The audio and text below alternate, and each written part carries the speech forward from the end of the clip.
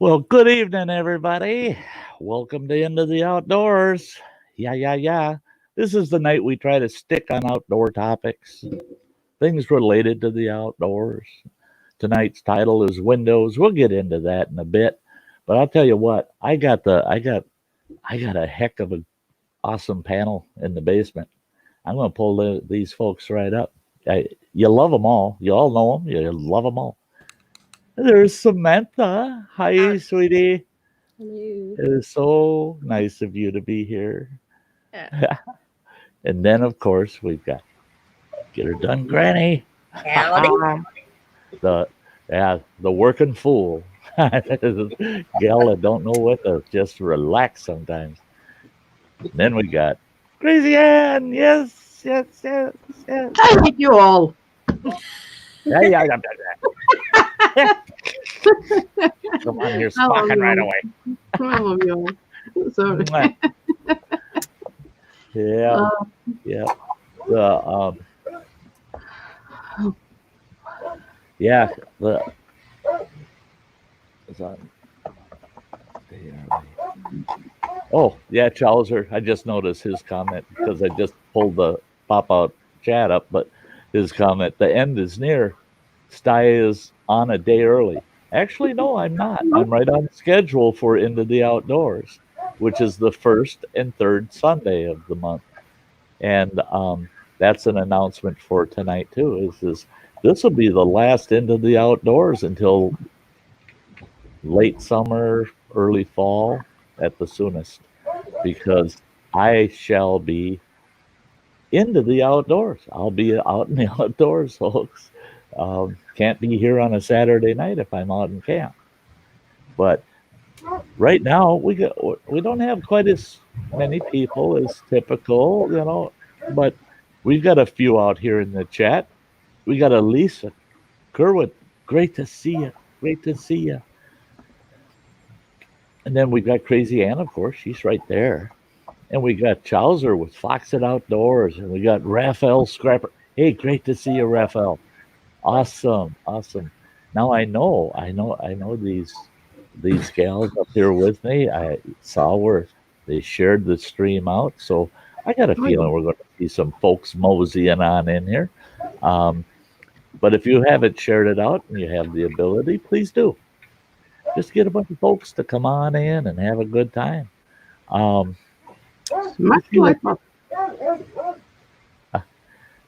Elisa says, I love me some Sty North. Okay, well, thank you. I'm glad that you enjoy it over here. Yeah, Raphael. Welcome, ladies, and you, Sty North. Hello, all in the chat. Oh, yeah, I tell you what. Yeah, these guys, the word gets out. I got these three wonderful ladies on my panel. The place should fill up pretty quick. Yeah.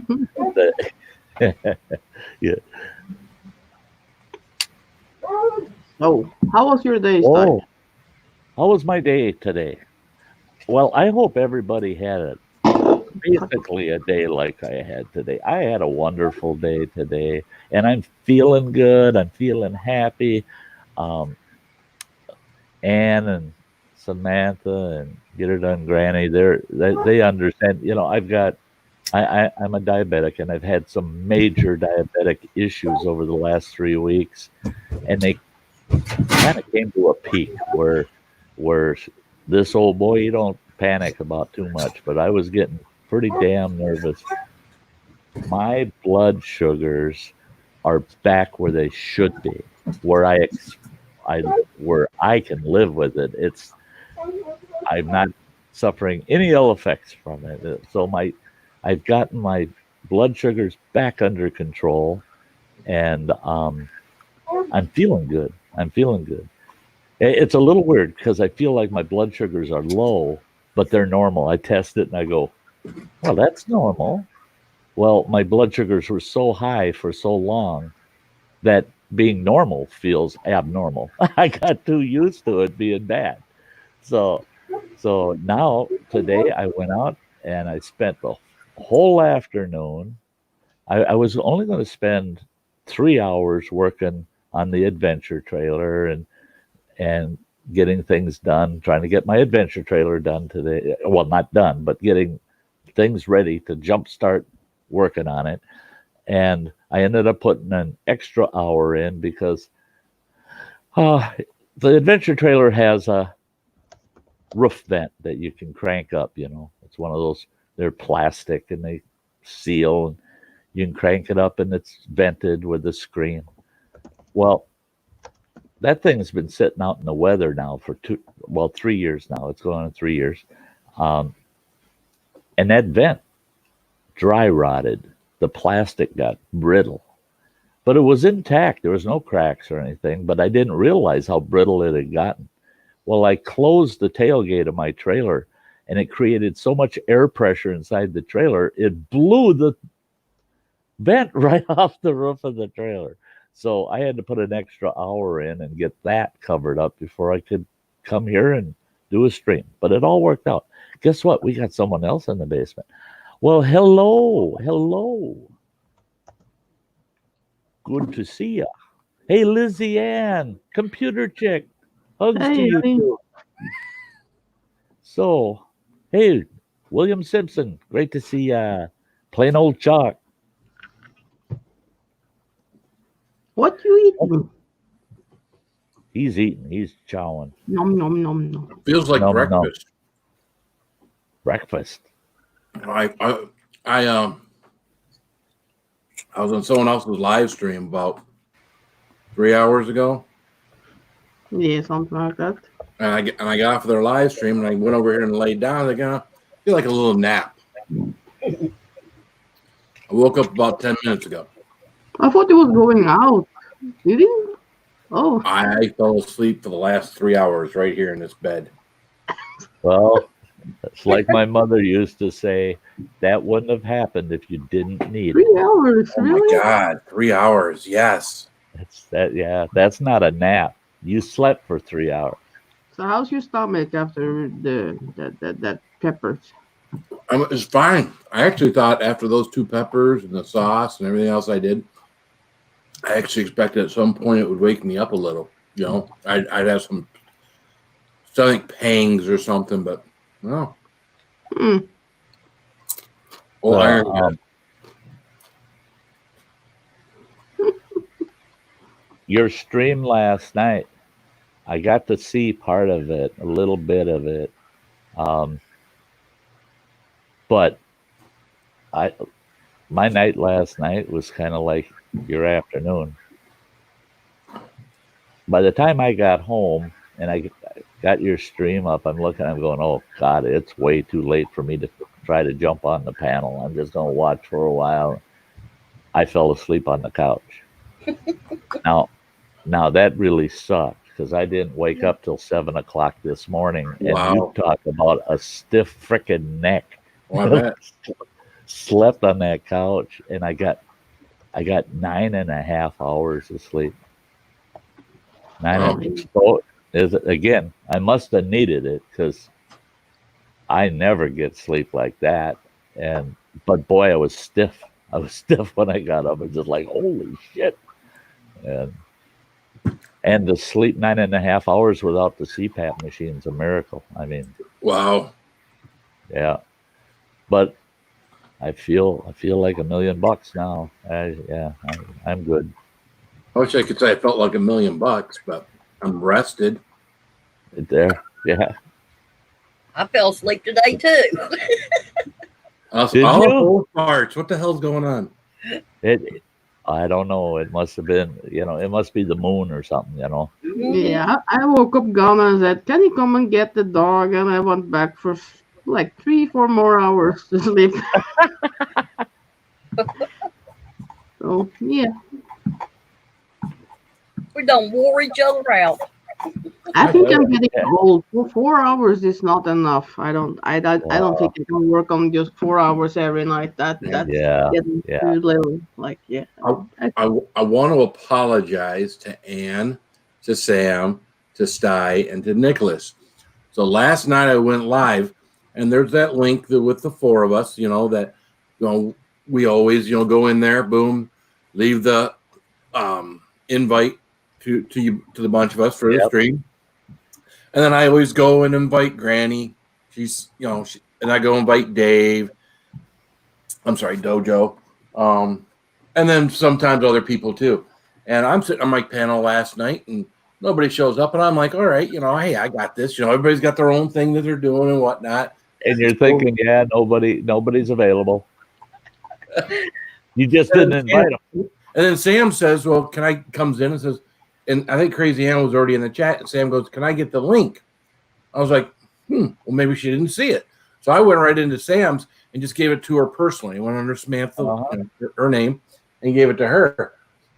Not even thinking for a second that it didn't go out to everybody. Because it always goes out to everybody. I always do the same thing every single time. And then Ann was telling me after we were done last night, she's like, no, you never put the link in. I was like, yeah, I did. I put the link in. She's like, no, you didn't. I was like, yeah, I did. I went in and looked. I was like, no, I didn't. No, you didn't. I was in bed and I saw him up there by himself and I thought, oh Lord, YouTube's done messed up or something. So I went and come out here so I could go on. And by the time I got here, Roman was here. I went ahead and come on up anyway. Me and Samantha was on the phone and it was like, yeah, maybe he don't want us up there. No. I'm like, yeah, he don't want us. Hey, hi, Sherry Watson and Pilo. What's up, Pilo? Yeah. Good to see you too. Sherry Watson. Tiger Muskie, good to see ya. Hey, Pilo, hey, Tiger. I hate to do this. I thought I'd be able to stay, but I got a little one that wants to do a lemonade stand, so I gotta get. Have you highlighted the letters now? Oh, yeah. And take the gun away. You know how to get here, Samantha. Yeah. I'll be back if I got time. Yeah. Get them all set up. All right, love you guys. Teach some management skills while you're at I it got there. rid of that gun up there. No gun. He did. He took it down. Y'all need to do like me. I just asked somebody. I said, did I do something make you mad? I didn't get the link. That's funny. Hey, Arcade. That's funny. I've done that myself, Phil. I'll paste the link in to the messenger for a few people. And then I go just before half hour, 15 minutes before the stream, I go in and I hit the send on each of them. Oh. I have them all sitting there ready to go and I'll hit the send. And I had a couple of streams where I'm sitting there and it's about 2 minutes before I'm going live and I'm going, nobody wants to be up here with me. What the hell? I sent it out and I'm thinking I sent it out to a bunch of extra people tonight. Nobody's here. And then I jump on Facebook and I'm going, oh shit, I never hit send on them. So I'm hitting send on all of them. God damn it. Yeah, it's our own fault, right, Phil? Mm-hmm. We won't. By the way, Samantha yesterday. Granny makes a good point. Samantha kind of asked a little too last night. I totally I don't have any hidden agendas ever with anybody. If you don't get an invite, if I haven't talked to you, I'm an open book. If I got a problem with you, I'm going to talk to you about it, or I'll say something to you. So I'm never upset with anybody. Don't anybody ever assume that I'm upset with anybody if they haven't heard from me. If I don't say hi to you in the chat because I missed you, or I don't say hi to you on this. Yeah. There's nothing secretive going on. I'm not all there sometimes, and sometimes you're not intentionally ignoring anybody. Don't look into anything that I do and think that there's something wrong or it just that there's a hidden agenda. Right. Yeah. There's no hidden agenda. You don't like me no more. Oh no. No. That's the way I want. That's nothing new. I think we're both on the same page there because I'm terrible sometimes. I'll miss what somebody says but fortunately most of the people they'll ask, is there something wrong? And I go, well, no, why? And they go, well, I left you 3 comments and you never responded to me on the chat. Like, oh shit. So okay. Sorry about that, man. Kimberly. It's all me. Hey, Kimberly. It's Kimberly, is there something wrong? You showed up at 15 minutes after we started. No, I'm just joking. Yeah, I mean, she's allowed to be a little slow too, you know. She doesn't always have to be the very first person, which she typically is, to put a comment in the chat at least a half hour, 45 minutes before the stream starts. Hi, everybody. Yeah. There's one that never misses the notifications. Yeah. Kimberly. Yeah. Well, tonight, you know, the end of the outdoors topic I put up is windows, and you can see behind me windows looking out over the outdoors. I had a few people yesterday tell me they don't understand how until this whole virus thing is definitely gone. And I told them, I said, drive through town. You'd never imagine that we ever had this COVID thing. Drive through town. Everything's open. And everybody's out there. They're going, I'm still not going out there. I said, well, okay, that's okay. If that's your choice and you feel that you shouldn't be out there, that's good. But I said, you really need to get outside. And they said, but I don't feel comfortable going out. I said, you got windows?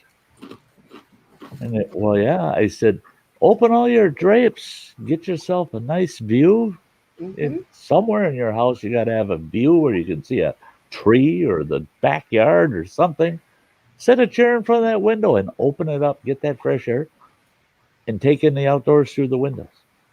I mean, there's people that can't get out. I mean, they're literally homebound. They cannot get out. And I've visited people that have had their drapes closed. They say, well, you know, the sun heats up the house and this.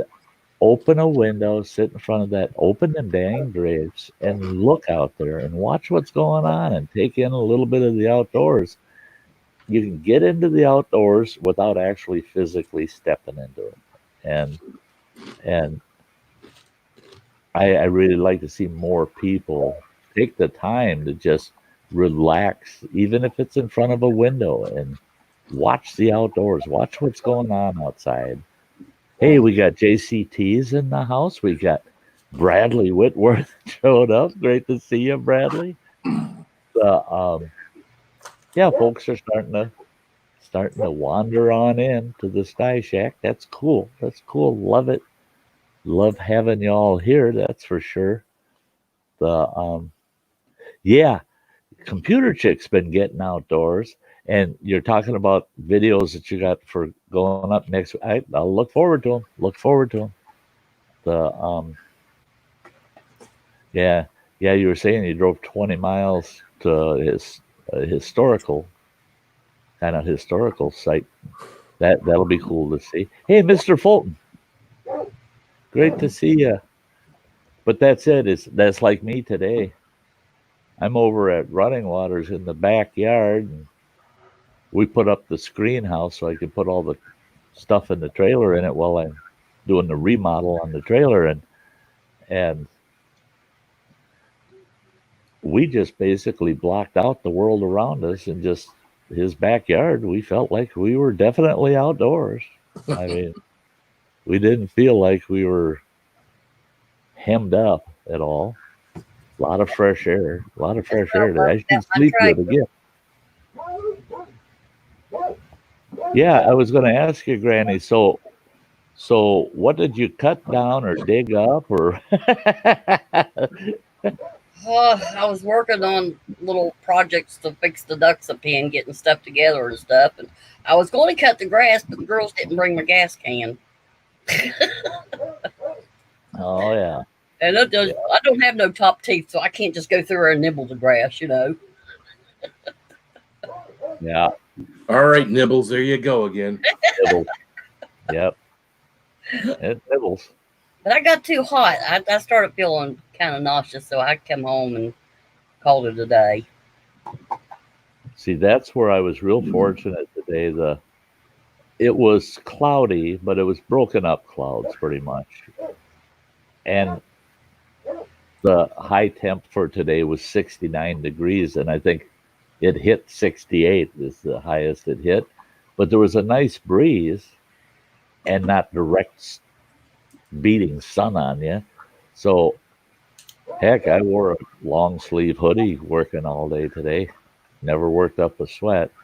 Not that I was trying to, but now I've got Monday is supposed to be a beautiful day, but it's supposed to get super hot by the end of the day.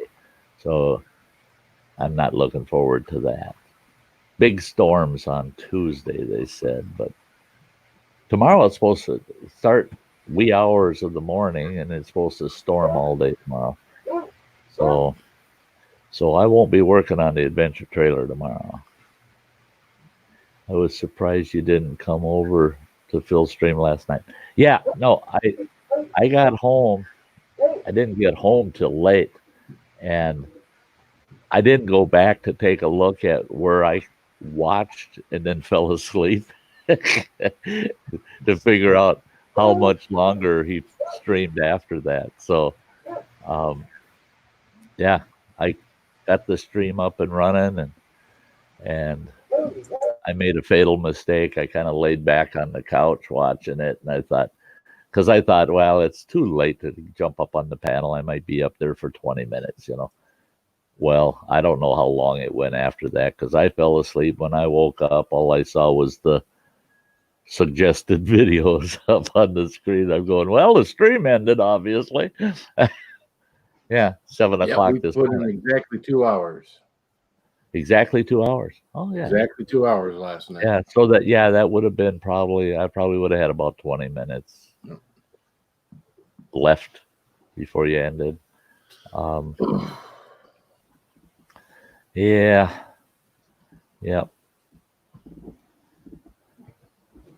We were doing all sorts of things today. I did my small engine repair this morning.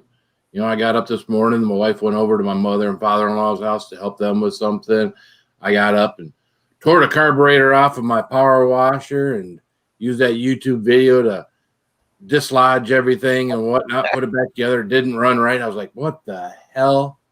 I'm sure I did it right. So I pulled it apart again, did everything again, put it back together, and lo and behold, it ran correctly. Ran fine then. So it just wanted you to do it twice. That's all. Right. I want to make sure I knew how to do it. So I got out there and started power washing and whatnot, the back deck, and the wife gets home. And the second I put that damn wand down or whatnot, she's got to hold it. She's out there. Next thing you know, she's out there power washing, and she's starts on the back of the house and the soffit and the gutters, and she's going down the. So I get the weed whacker. And I start weed whacking and all that, get all that done. And at this point now, I've been out in the sun probably for a good, 4 hours or so. And I was like, you know what? I'm feeling a little hot. So we went and made a plunge out here in the pool for the first time this year. Oh, there you go. And then real quick.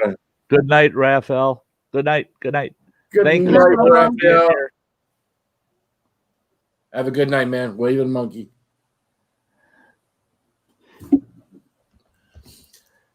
Yeah. Oh yeah, Chuck, you'll be the next. Yeah, I'll pick you next time if I'm going to fall asleep watching videos, so that you get the watch time. I'll pick something really long. So man, you had a mix of stuff going on. Yeah. There. Well, tomorrow morning we're going golfing with friends we haven't gone golfing with yet this year. But then I got to at least go mow my in-laws' place. But I think I'm going to tear down the carburetor on my push mower, because I've had problems with my push mower, keeping it running and whatnot. And I said, you know what? That carburetor just probably needs a good cleaning. So I think that's in the cards for tomorrow at some point in time. So, fun. Yeah. But, it's when you look at the video and you do, it's really not that hard. Yeah. I don't like tearing apart things that I don't know a whole lot about. I'm always afraid I won't be able to put them back together like they were, or you tear it apart and it's broken. Something's broken inside, so then now you're really screwed, and now it's really. But and that's the wonder of YouTube is if you find somebody that's a real good do-it-yourselfer and does really good instructional video, man, you can turn that on and the person will say, well, and then you do this, pause, and you do it, then you do this, pause, and you do it. You're just doing exactly what they're showing you. And then when you get done, you can have at least a fair expectation that it'll work, And I've had a couple things where I said, "Oh, geez, I've never stuck my fingers in that crap before. I don't know if I don't think I can do it." And then watch the videos and realize, yep, if I watch the video on my phone as I'm doing it, doggone it, I think I can. And sure enough, Yeah, that's kind of the thing. I watched the video in its full last night. Oh, our sympathies, Tiger Muskie. Tiger Muskie. Oh, yeah. Tiger Muskie lost the grandmother. 92 years old. Yeah, people, that's the thing. People, my grandmother passed away when she was 97, and we all said, even at that time, doggone it, people just don't live long enough, That's where some people are saying, well, at least she had a nice long life. Yeah, but for the surviving, you go, wasn't quite long enough. We would have liked a little more time. Doggone it, we don't get to make that choice. Yeah, she was 110. I wish she could have just stuck around a little bit longer. Just a little longer. Just a little. I can remember my grandmother saying, I can't hit 100, and I go, well, I think you can. And she goes, no, I can't, because she says 100 years old will kill me. And I said, how's that? She says, by the time I get done blowing out them 100 candles, you won't be able to resuscitate me. I told her, I said, can you imagine 100 candles on a cake? I said, Grandma, for crying out loud. It'd be a big bonfire. We burn the damn house down on your birthday, Yeah. She wasn't thinking of the fact, you can go to Walmart and you can buy the 1 and 2 zeros. And there's only 3 flames to blow out, Grandma. That might have killed her at 100. Yeah. Maybe that's what she was thinking. That's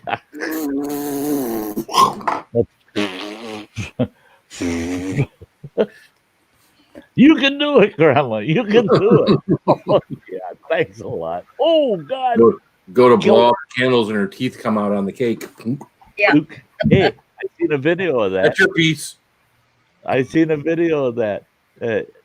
Senior, elderly gal. They had this little cake, and it had I can't remember how old she was. It was like 75 or something on top of that little cake, and she goes to blow it, and her teeth knock both numbers right off the cake. Her teeth, and she's grabbing for her teeth. And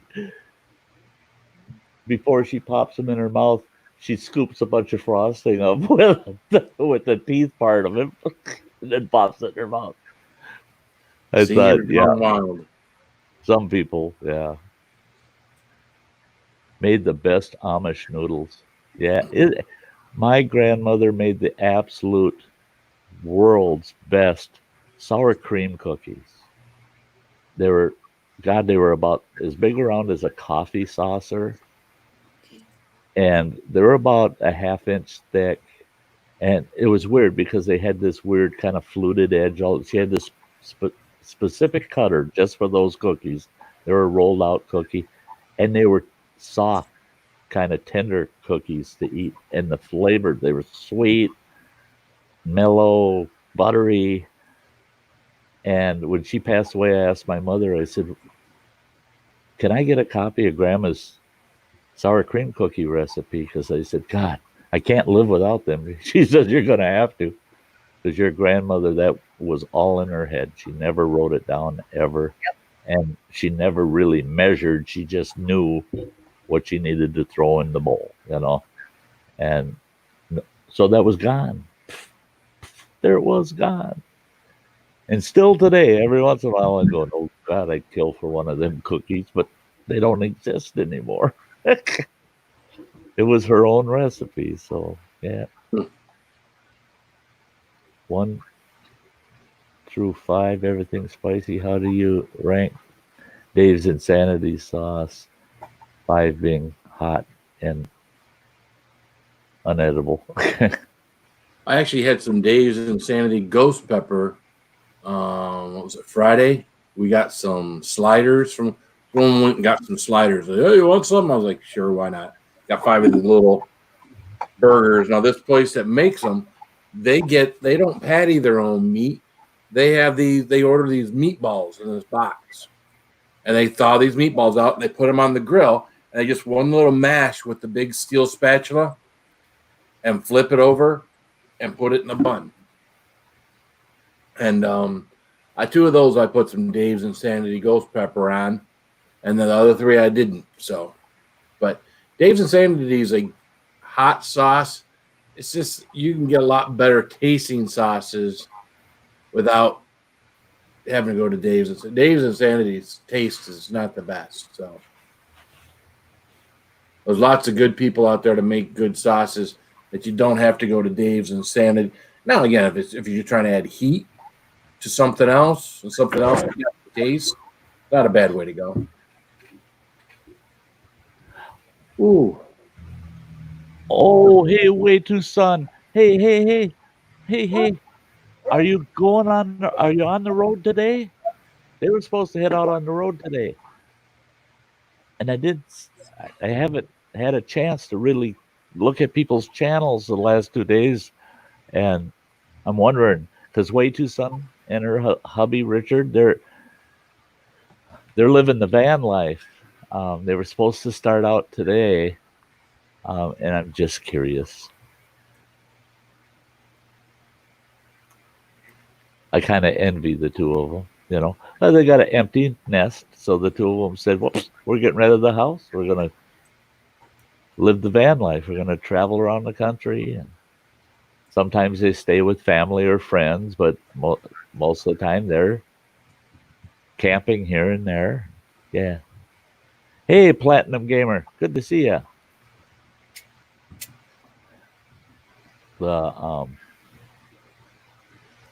Yeah, boy, running at water and we're brainstorming on how to get my Murphy bed rigs set up and my kitchen counter and all that stuff in my trailer. Well, I got this big ass old trunk. I mean, this thing's from the late 1800s, early 1900s. It's huge. And that thing's going to be just in the way after I get everything in that trailer. And Running Water says, well, what are you going to do for the front legs on your Murphy bed? Or are you going to chain it from the wall, or what? And I said, well, no, I don't want chains off the wall. I don't want it to look like a bunk in a submarine, for Christ's sake, And he says, I've got a trunk that's only 12 inches tall. He says, it's half the height of that big trunk you got. And he said, it's a little bit narrower, but it's the same length. I said, you sure? He goes, yeah.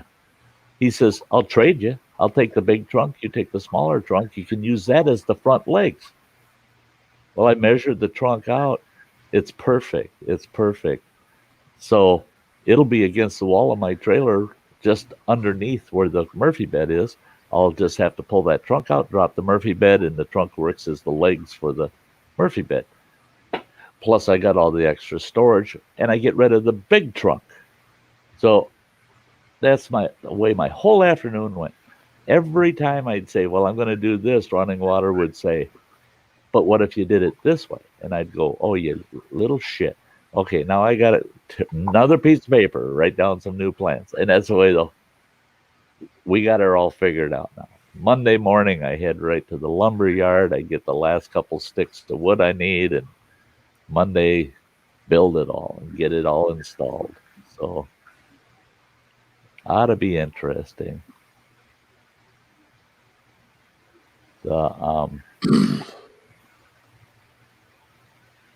Bradley saying my grandmother had fake teeth, and I took her to the restaurant in the middle of taking a bit of food. I made her laugh, and the teeth went flying across that table. yeah.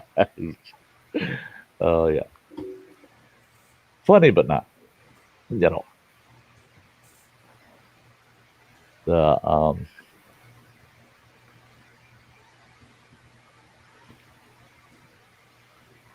drop it.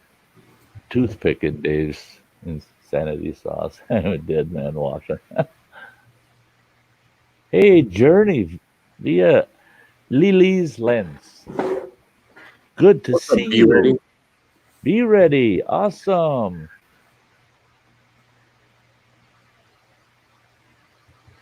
Yeah, it's great to see you. Be ready. I got to throw this up quick. I need to do it a couple of times per stream. I hate that. I keep getting these notices saying that my Microsoft account, there's a problem and I need to fix it. Yeah. Yeah, right. Yeah, I love getting those notifications while I'm live, right? Yeah. There's nothing wrong with it. Here we go, folks. This is just a little tribute to all my great channel members, okay? It only runs a minute, so.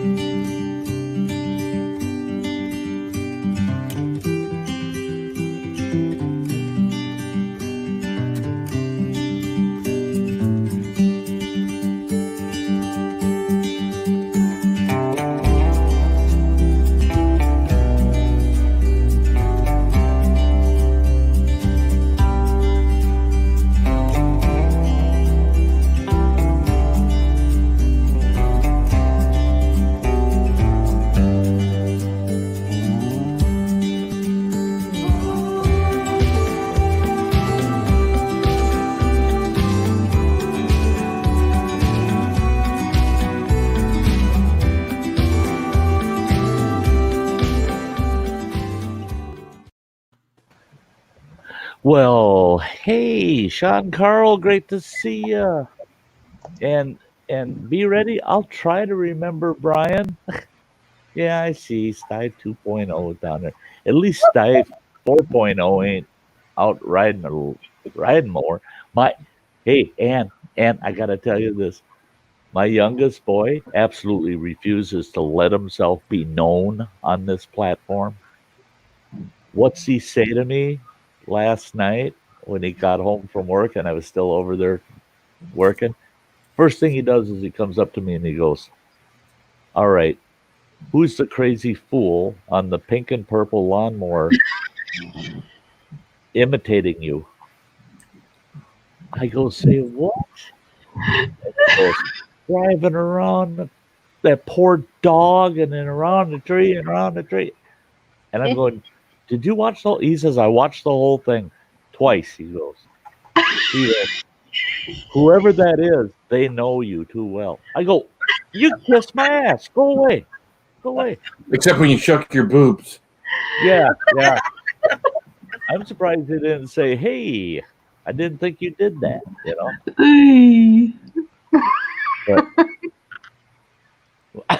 But yeah, my youngest boy. Hey, hike with Mike. Great to see you. Great to see you, buddy. Yeah, my pink. Hey, Hunt for Heat. Hello. Hey, Mike, Cindy, and Bean here tonight. We got a full house. The whole family. The whole family. Yep. He watched it. Hey, that's nice. Keep your chin up, Bean. Keep your chin up. I think they should have put you on the squad. Some people just aren't smart. Hey, Phil's Creepy Videos. Good to see you. We're talking about my videos like that. They're just fine. Yeah. They're not all creepy. Hey, Keely V. Good to see you. What's up, Keely? And who's all in? Are they just fine? It's like someone opened the door all of a sudden to the Sty Shack and everyone's coming in. That's it. All of a sudden, boy, they just start pouring in. That's the way it is at the Sty Shack, though. Maybe they finally got the notifications. We prop the door open at the Sty Shack and hope that folks invite others, and there's plenty of room in the Sty Shack. I always said, I got a chainsaw. If we got to cut a hole in the wall and put an addition on the Sty Shack, we will. So Platinum Gamer is Tony. That's what I thought it might have been. Gamer Movies. Tony. Platinum Gamer Movies. Is it was Tony? Golden Retro Movies before. Oh, Gold Retro. Yes. Yeah. Yeah, that's what I thought, but I wasn't sure, and I didn't want to say nothing. And it's Tony. It's Tony. It'll be okay. I've seen him in Run Egg. Yeah. I haven't seen him. I've been bad lately about being over at Running Egg. I see him go live and whatnot. Just to haven't. He's always doing it while I'm at work. So yeah, I'm not often there, but I've been missing him lately too. There's a lot of times I'll just lurk over there and look for some new channels I might be interested in, and then there's other days where I got the time I can get involved. I jump on there and get involved.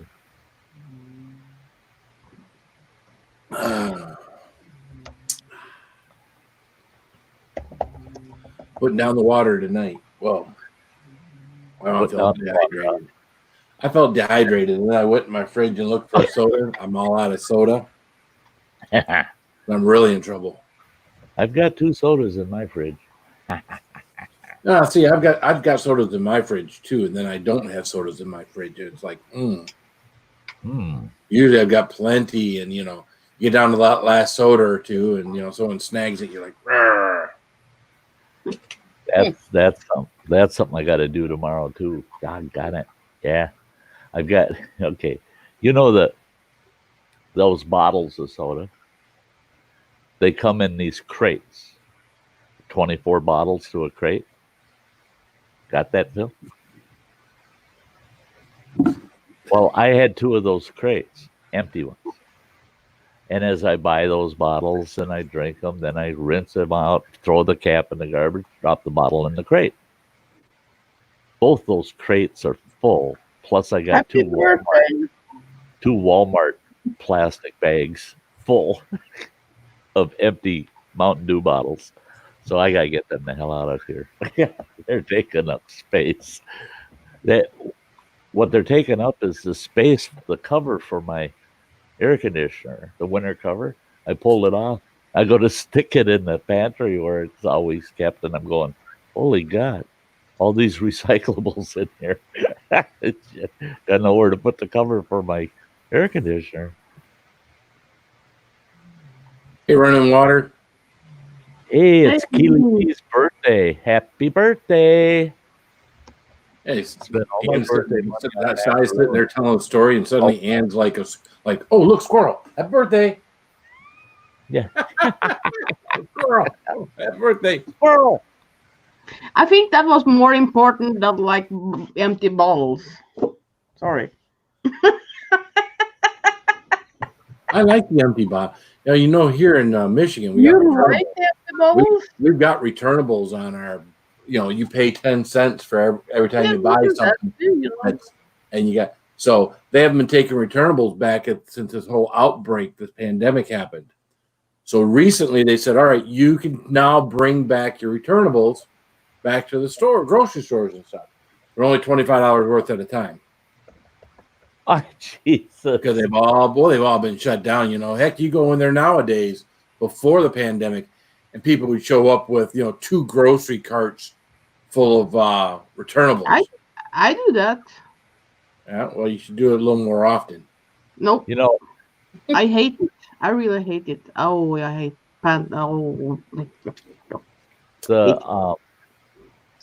one and one and one and one, and now you have to wait and one.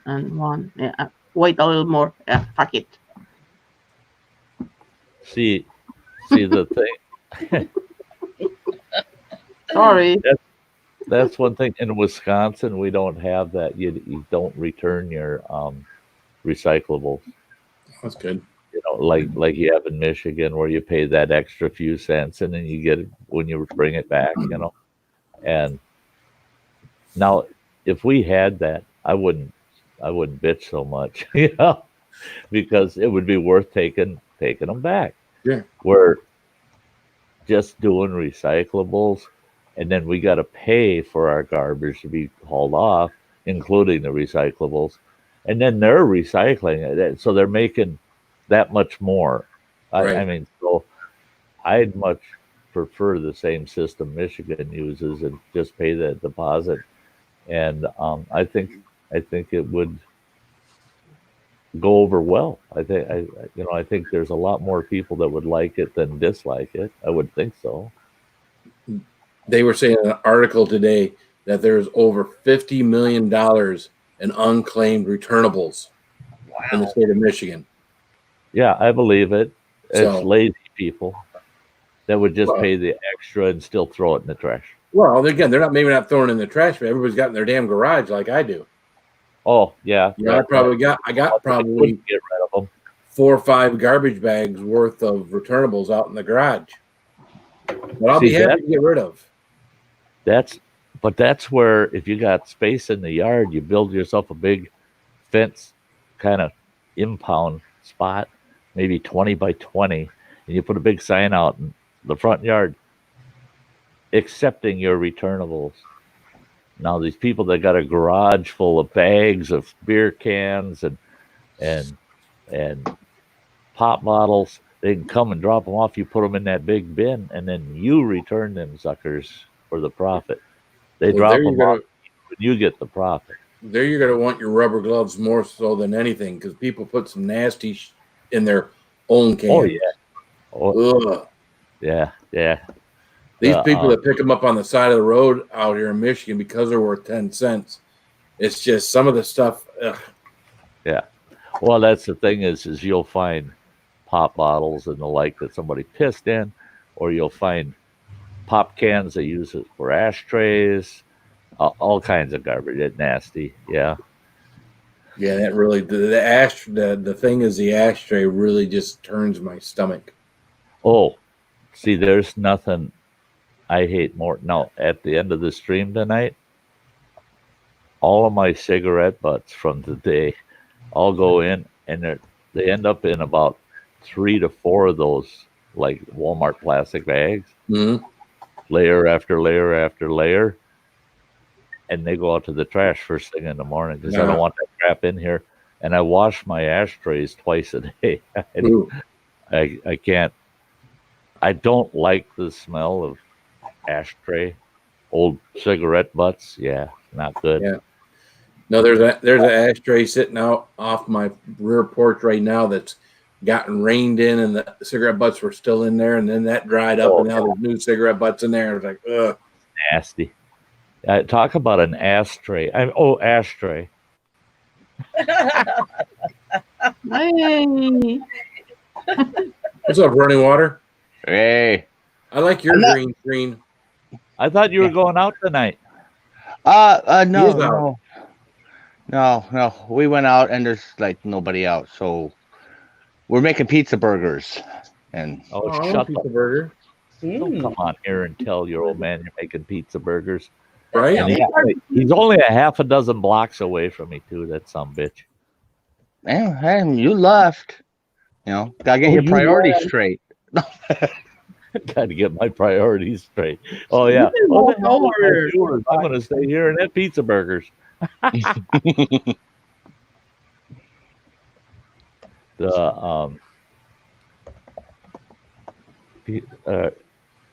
some Since you change. I can handle cigarette butts. It's the dip that turns my stomach. Oh yeah, people that are spitting in cans and bottles. Too. Ugh.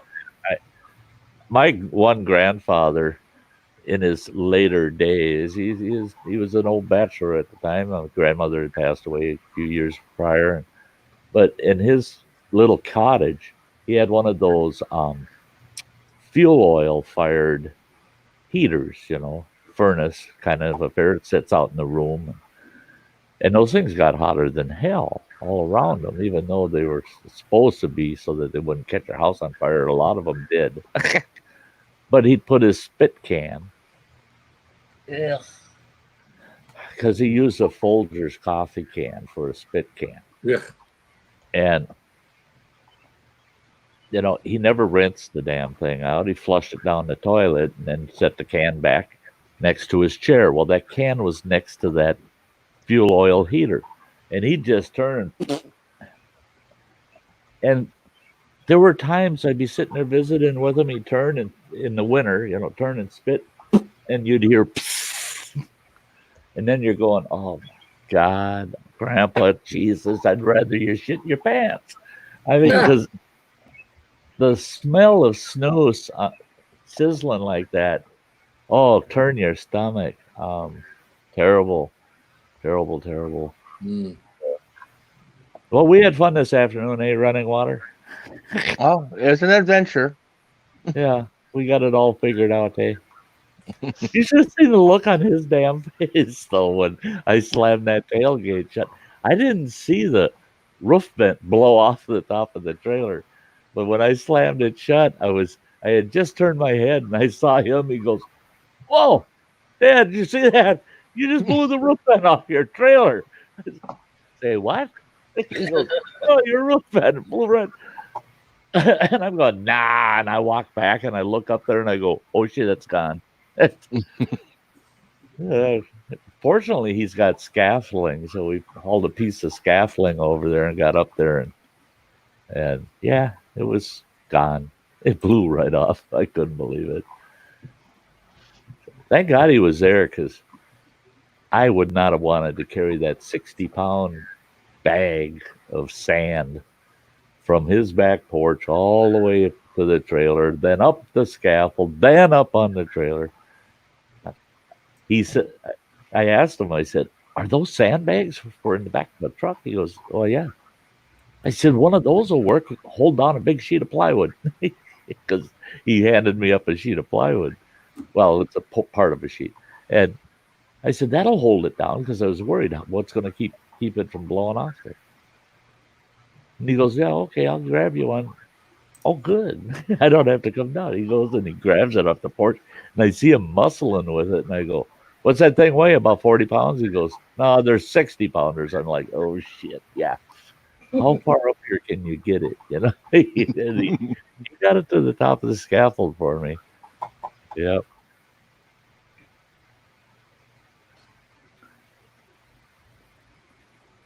Oh, yeah. Midwest Duck Slayer. He's got a couple of neat little videos over there on his channel. He's got plans, though. His channel, he'll be kicking things up down the road here to make his channel pretty interesting. He makes kind of hillbilly instruments, so he's going to be doing some instrument builds. And you want me to do Midwest Duck Slayer and put his link in the chat? Sure, go ahead. We typically don't network much here, but why not? Who gives a shit tonight? I don't. There, just look out the windows. You can see these guys right outside the window. That's scary.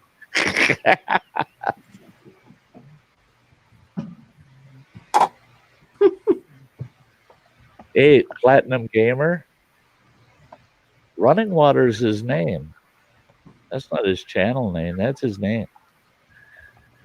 I moved my family out to Montana in 1984, and we stayed there for 4 years. We spent a year up in the backcountry.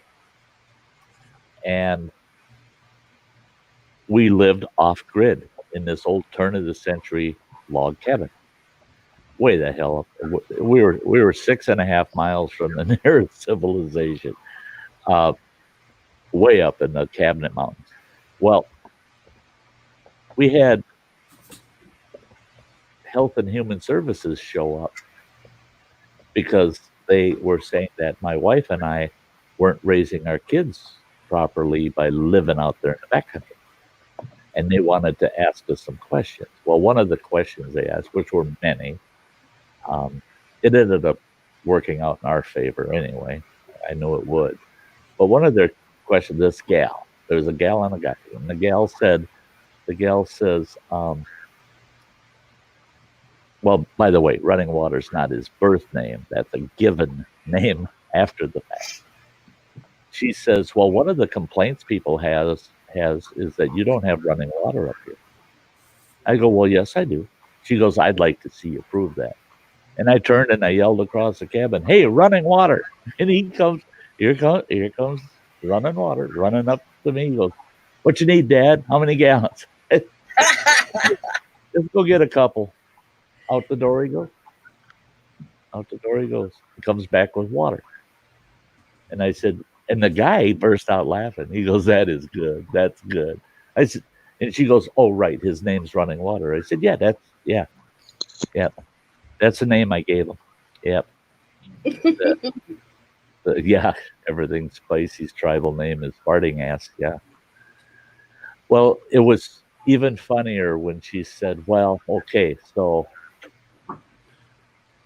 in a sense you have running water, but one thing I know you don't have is a flushing toilet. I go, oh, really? Hey, flushing toilet. She goes, no. And he comes running up. He goes, but Dad, it's too early. We don't empty it at this time of the day. I said, that's all right. You don't need to flush it. And she's shaking her head. And I said, that's his nickname. Piss that woman off. Boy, did we piss her off. And he's just like, yeah, he's grinning now. That's the way he was grinning then, too. It's like, I'm running water and flushing toilet. You want to argue about it, lady? Yep. I tell you what, you can have any kind of weird tribal name, but the worst one to have is Broken Rubber. Broken Rubber. Yeah, that's a tribal name that makes you really feel like you're kind of unplanned. Yeah. That's usually your oldest child is Broken Rubber. Yeah. Yeah. That's why he's 30 and you've been married 29 years.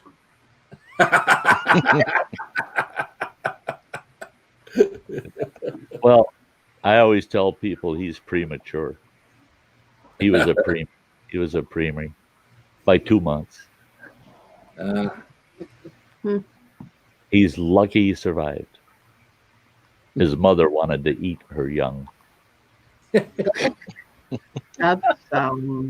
yeah. She texted that. She texted that to my youngest boy, Josiah.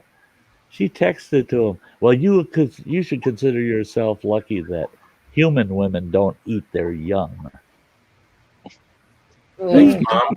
He goes, Mom wants me dead. She wishes I was dead. I go, what? Yeah, she said she wishes she had killed me as a kid. I said, when did she ever tell you that? It's right here in the text, and I read it. I burst out laughing. I go, she's saying you're lucky that she doesn't eat her young. And he goes, but she's saying she wished she had eaten me when I was a kid. I said, you were too scrawny, you little fuck. I would have never ate you. Mm-hmm. Oh, yeah. Tornadoes. They can sure rip things up. So is Running Water a tribal name? No, it's not. It's just Platinum Gamer is asking. It's just a nickname. It's just a nickname I gave him. Yeah. No, that's not a tribally designated name. Yeah, no, the tribe came and got me, and they told me this is your tribal name, Farting Ass. So there's a difference. So what is mine? I see they let you go after they told you what your name was. They said, get him out of here. He stinks. What is mine, Phil?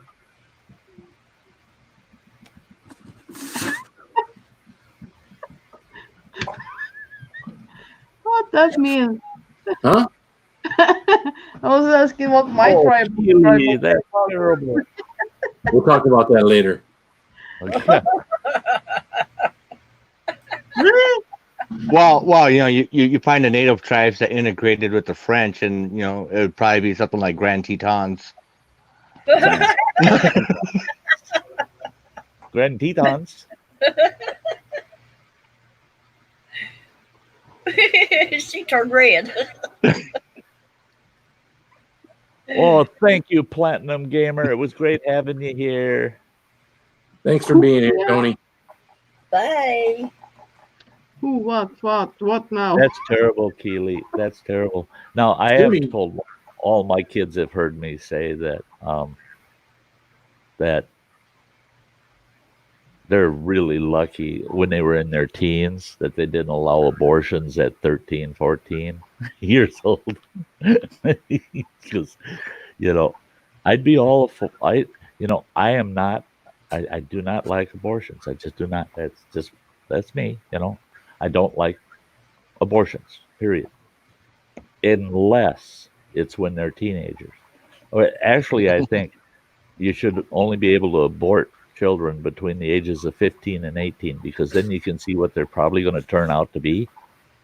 And you can say, nope, that ain't one of mine. Yeah, by that point. For the long last walk, buddy. Yeah, right around the 187th trimester.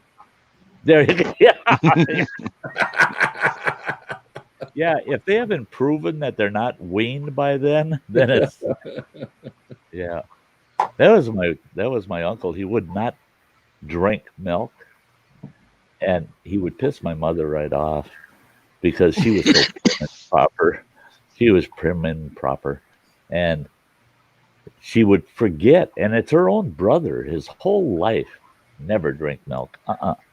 And she'd always offer him milk when she was at the house, or when he was at the house, and for breakfast or with a meal. She'd go, "Oh, buddy, would you like a glass of milk with that?" And he'd shake his head and he goes, "Dang it, Betty, once Mom weaned me, why would I drink milk? I'm weaned. I've been weaned since I was about less than a year old." He says, "Why would I drink milk after that?"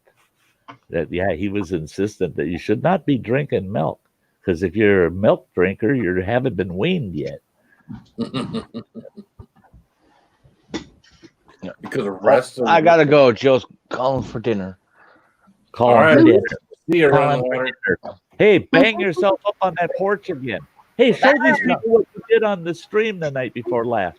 He's out on that porch and showing his house off. Remember that, Phil? I wasn't here. Oh, you weren't here. He was showing his house off, out in the yard, and then he goes to get back up on the porch, and something happened that we totally missed. Show him your shit.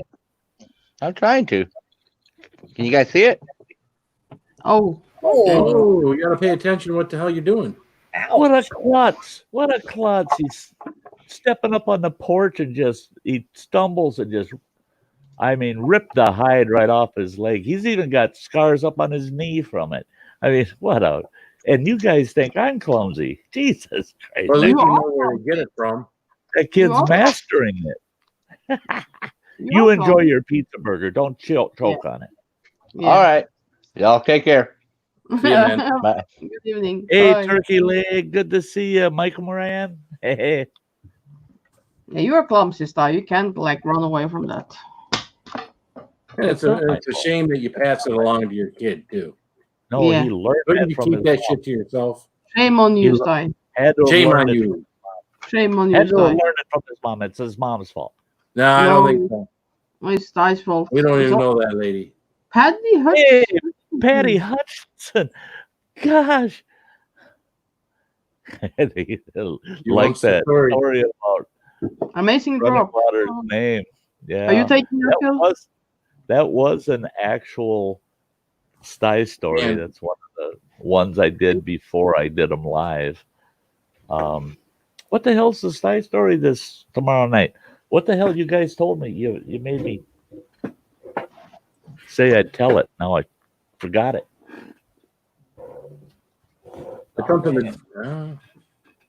Don't ask me. I'm too old to remember. What? Ask about what? You're gonna make me go and watch my own damn last stream. About what? Didn't you write a note about it? No, I didn't. Oh, What the hell are you talking about? He said what his Sty story was going to be because it was brought up on his stream on Thursday night. Oh yeah, it was. Oh fuck, what was it? Yeah. I'm glad nobody else can remember either. Oh. Yeah, Blake Hurst, you're the best. Not only does he You make know, awesome arrowhead necklaces, but he's got a damn good memory. He's just the dog. It's boozed up, it's boozed up boo boo about my dog. Oh yeah. You tell so much story like on here, on the off the and on Messenger and I'm lost. Well, you gotta have regular stories you can tell every day, and then you gotta have Sty stories that are for special occasions. And then you got those stories that just come along because Sty doesn't forget shit. And he turns everything into this one time when I was taking a crap, and we were out, and it's a story. It could be. It could be. I was sitting there, it's like, oh, look, someone left a roll of toilet paper on that black towel over there. And so I went to sit down to take a shit, and it wasn't a roll of toilet paper on a black towel, it was a skunk. So Sty shit on a skunk. I've got on my Sty story list, I've got one called Thunderbox. And that's about a trip to the crapper out in the woods. Yeah. Come on, guys. I mean, I'll tell, I can tell people a story about stubbing my toe, and they get on there and they go, "Oh, that's the best damn story I ever heard, Sty. That was such a good one." And I'm like, God, people just don't get told stories enough, And the thing is when you're a bloody 63-year-old moron like me, all I got to do is, and the funniest comedy in the world is real life, Hey, E-Waste, Mike, awesome. Great to see you. Hey, Mike.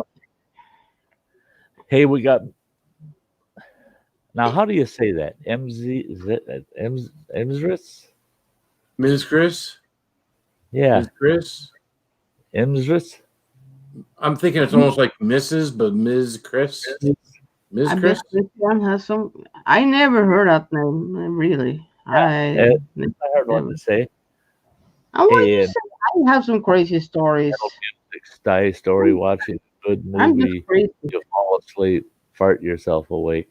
Yeah, instead of I told I'm Chris with a Z. Ms. Chris.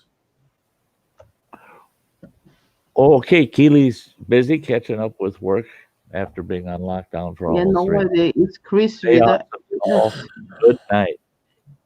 It was great seeing you, Keely. Have a good birthday, Keely. I love you. Good birthday, Keely. Thank you. Happy birthday. Phil should sing "Happy Birthday to you." She's still here? It's Chris. Yeah, she's probably gone. No, come on, sing it. No, not if she's not in here, but not if I don't see a comment in the chat. I'm not really, are you still here? Sing to her if she's not here. Phil will sing to you.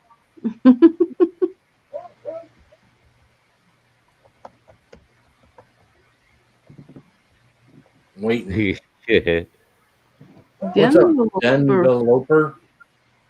Denveloper. I've been watching your videos for the past few days. Oh, she isn't there, I guess. Videos over the past few days. Enjoyed them, man, especially that making time one. I was laughing. Hey, thanks so much. And welcome to the channel. A lot of great folks here. Yeah. Folks come here and they hang out for a while. Next thing you know, they got a lot of new followers. Because, yeah, we get pretty tight over here. Everybody gets pretty tight with everybody.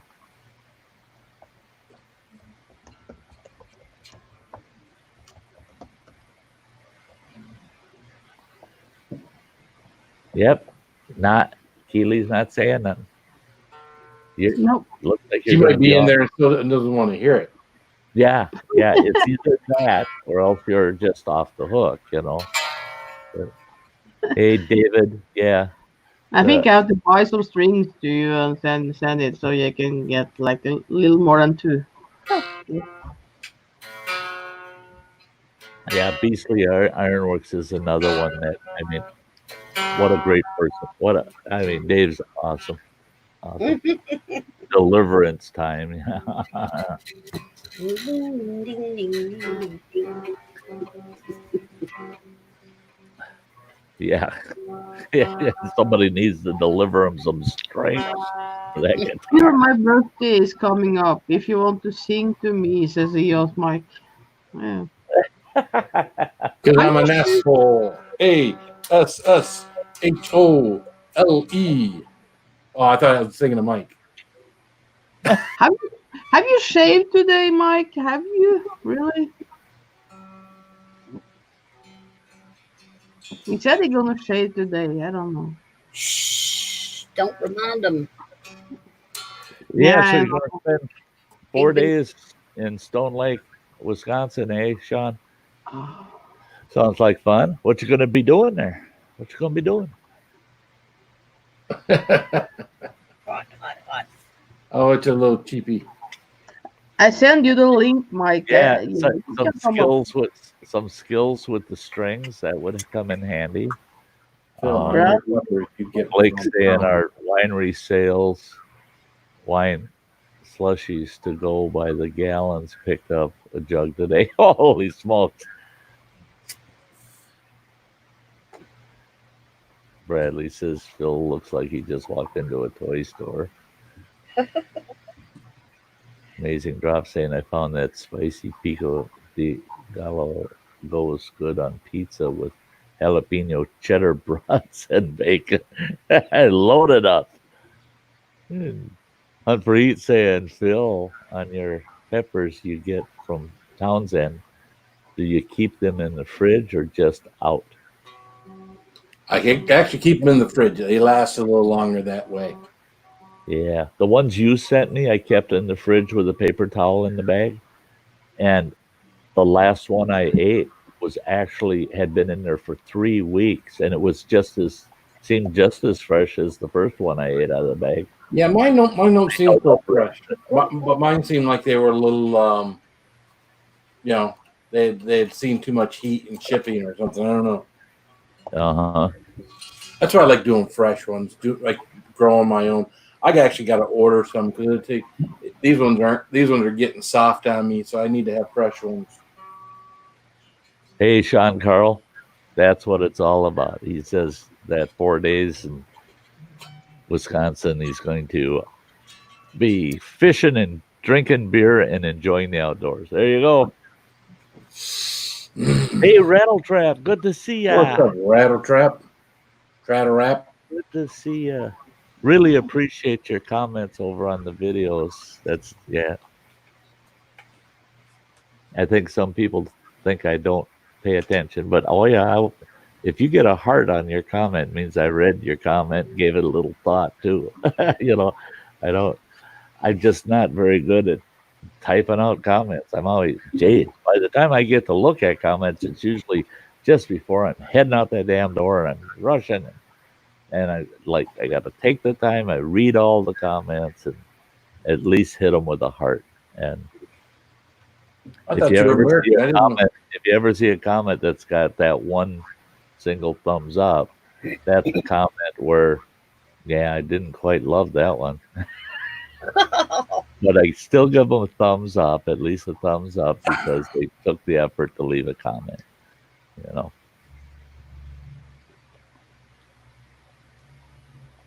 I was wondering why my comments always got a thumbs up. Hey. That's probably because I'm a smart ass. So some of them I give a thumbs up and a heart, Yeah. Mike tried a Scotch bonnet peach. Scotch bonnet. Staying long. Yeah, on the channel I was on today, I did them simultaneously, which means at the same time. I did a Carolina Reaper and a Jigsaw Maruga. Oh, you did. at the same time. Ooh, it gave me a hell of a throat burn. I started chewing them off, and they're a little soft, so they're not quite crisp anymore. I chewed them both up really, really well, and it got to the point where I wasn't swallowing, and I just had it all chewed up. So I took one big gulp and gulped it down. I think that's why my throat burnt so bad. Because that one there for a good 7-8 minutes, I had a good throat burn going. Oh boy, yeah, I hate throat burns. Mouth burns good, throat burns kind of like, and then I drink a little. After a few minutes, I drink a little water. It eases it off for just the time that water's in there, and then it comes right back. But I had to. It was pretty hot. There you go, Sean Carl. Yeah, do a little bushcraft while you're out there, just as a time passer. Yeah. Yeah, he was like talking about coming into the panel last night and taking your place. Yeah, he was wearing his Sty mask too last night. Oh, jeez. That's yeah. Come up here and show Sty your Sty mask. Yeah, I actually did see a portion of it with Mike on there before I fell asleep. Yep. Yep. There you go, amazing drop. Yeah, there's other things in life than YouTube that you just got to do. Now, just so everybody knows, I only got 24 in the house. I'll be doing a video during the week announcing it. That short little video that'll pop up announcing it. But Into the Outdoors will be put on hold until this fall. This is the last Into the Outdoors until this fall, because I'm going to be into the outdoors. I'm going to be out there. I'll be doing content out in the woods, outside, camping, doing other things. I just won't be available on Saturday nights to do live streams. And then my weekly Taking in the Outdoors, that will also be put on the back burner until getting around fall again. So that's a video. That's not a live stream, but that video series and this particular live stream will be back burnered until we get into the fall of the year, because I want to put as much time in the outdoors as possible this summer.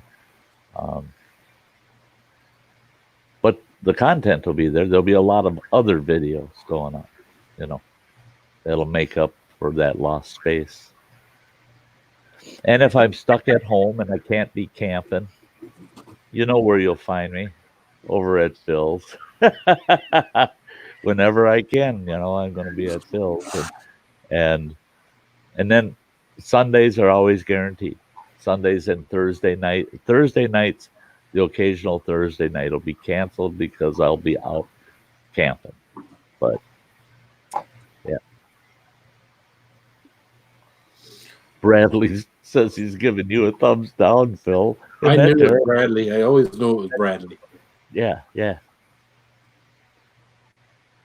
It's okay, Bradley. I know who gives me my thumbs down. They're always lurking. They're not in the chat. They're always lurking. We know who does that stuff. Dang, I had one give me thumbs down on those 2 short videos I did. The second one, they done it within 10 seconds of me posting it. I've gotten thumbs down before we even gone live.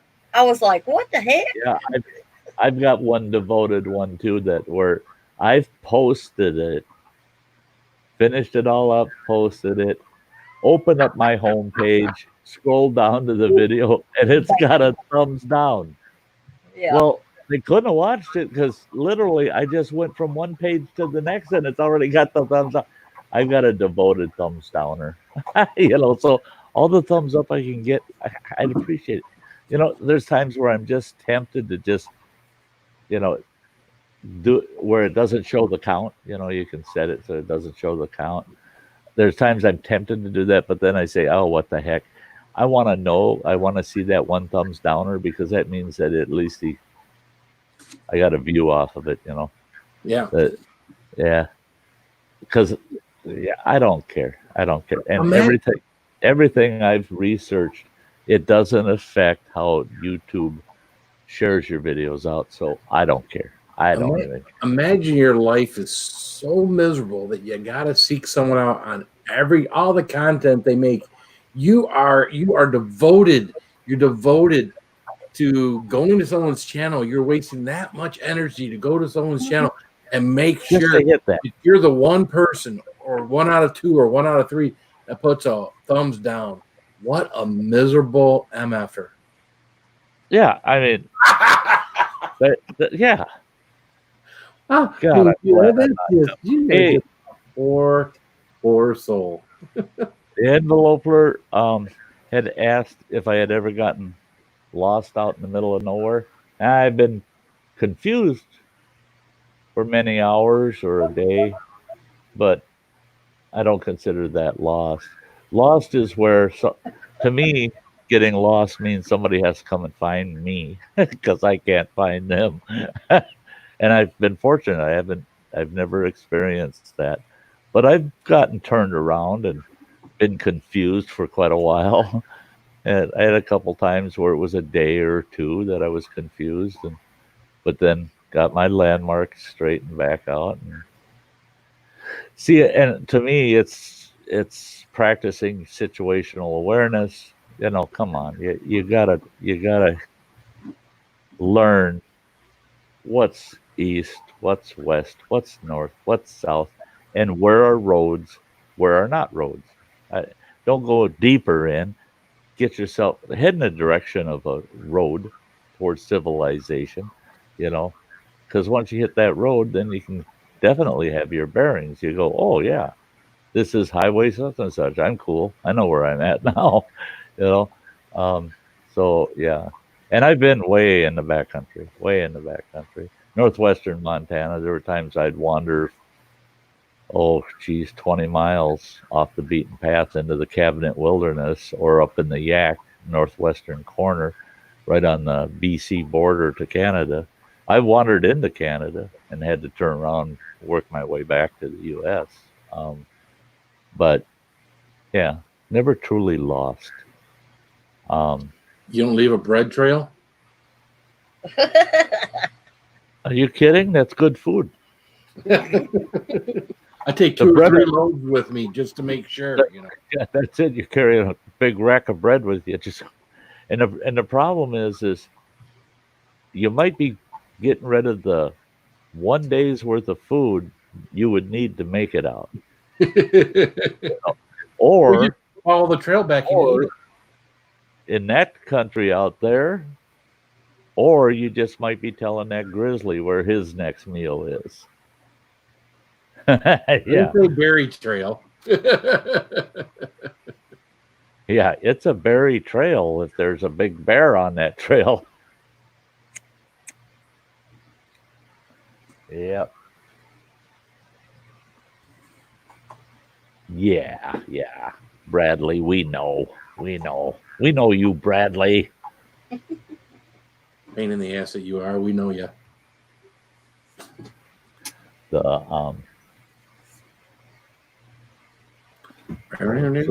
Was that a shotgun or is that your broom? That's my automatic fan mover. Oh, okay. Thought maybe you're getting ready to go to the store or something. Heck, Got to get that broom primed up. I bought my wife a really expensive Hoover vacuum so she could ride in style, you know.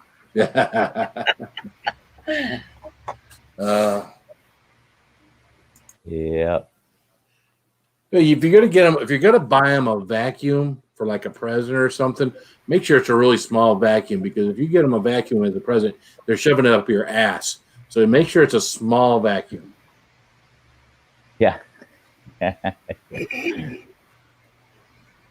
First thing I heard is showing up at an ass. Okay. Well, I just saw your thing about an ass. You know, get her ass, or ass get in her, or whatever that comment was you made earlier. You know what I mean about my ass. You know what you mean about my ass. We know we know about, anyways. You told that for all internet what I mean about my ass. La la la la. Yeah. Oh, hey, amazing drop. Yes. BC, Montana, the northwestern sector of Montana, the Rocky Mountains, that whole region, it goes right into BC. Farther on the plains side, which is 2/3 of the state of Montana, that's Saskatchewan. But north of the region I was in, that's all British Columbia. Yeah. I'm not a pain in the ass unless I move in with you. Got your wife a Dirt Devil vacuum, and she said, "What do I do with that? Clean the damn floors, man." I thought I was stupid. Well, my ex asked me why I bought that expensive Hoover vacuum cleaner. Why I didn't just buy a Dirt Devil. I said, the devil don't want to ride with you anyway. Yeah. Hoover might ride with you, but I don't think the devil wants to. Hoover sucks. Yeah, actually it does. It does suck. I don't know. Maybe one of these days I'll buy a good vacuum. We buy these sometimes gimmicky vacuums and different things like that. But oh shit! When we first got married, God, I was making pretty damn good money at the time, and oh sure, I found out kind of that I shot myself in the foot when I always told the wife, if you see something you really like, go ahead and get it. Go, don't be shy about it. You're my wife. I want to take care of you. Oh shit! I found out when she bought a Kirby and every goddamn attachment they make for it. Oh no! There you go. Some of it showed up to the house with one of those. God dang it! If I would have seen him coming down the driveway, I would have shot at him. But oh no, he had to buy that son of a bitch, and God, they were very extremely expensive even back in 1975. I mean, God almighty. Well, the thing was tough. You know what I didn't like? I mean, you could get freaking attachments. You could make a meat grinder out of that son of a bitch if you wanted. Keep your meat out of the grinder, Sty. That's it. Okay, there's a Sty story for you. There it is. This one time, I had this attachment to my Kirby, and I had a pizza joint back in the 70s, and that's where I met my wife actually. And God dang it, I had to fire one of my employees, and this buddy of mine said, "Well, what did you fire him for?" I said, "Because he got caught. I caught him with his Peter in the meat grinder." No. I said, I couldn't keep him. I had to fire him. And he goes, "Oh my God, that's disgusting. What did you do with the meat grinder?" I said, "I fired her ass too."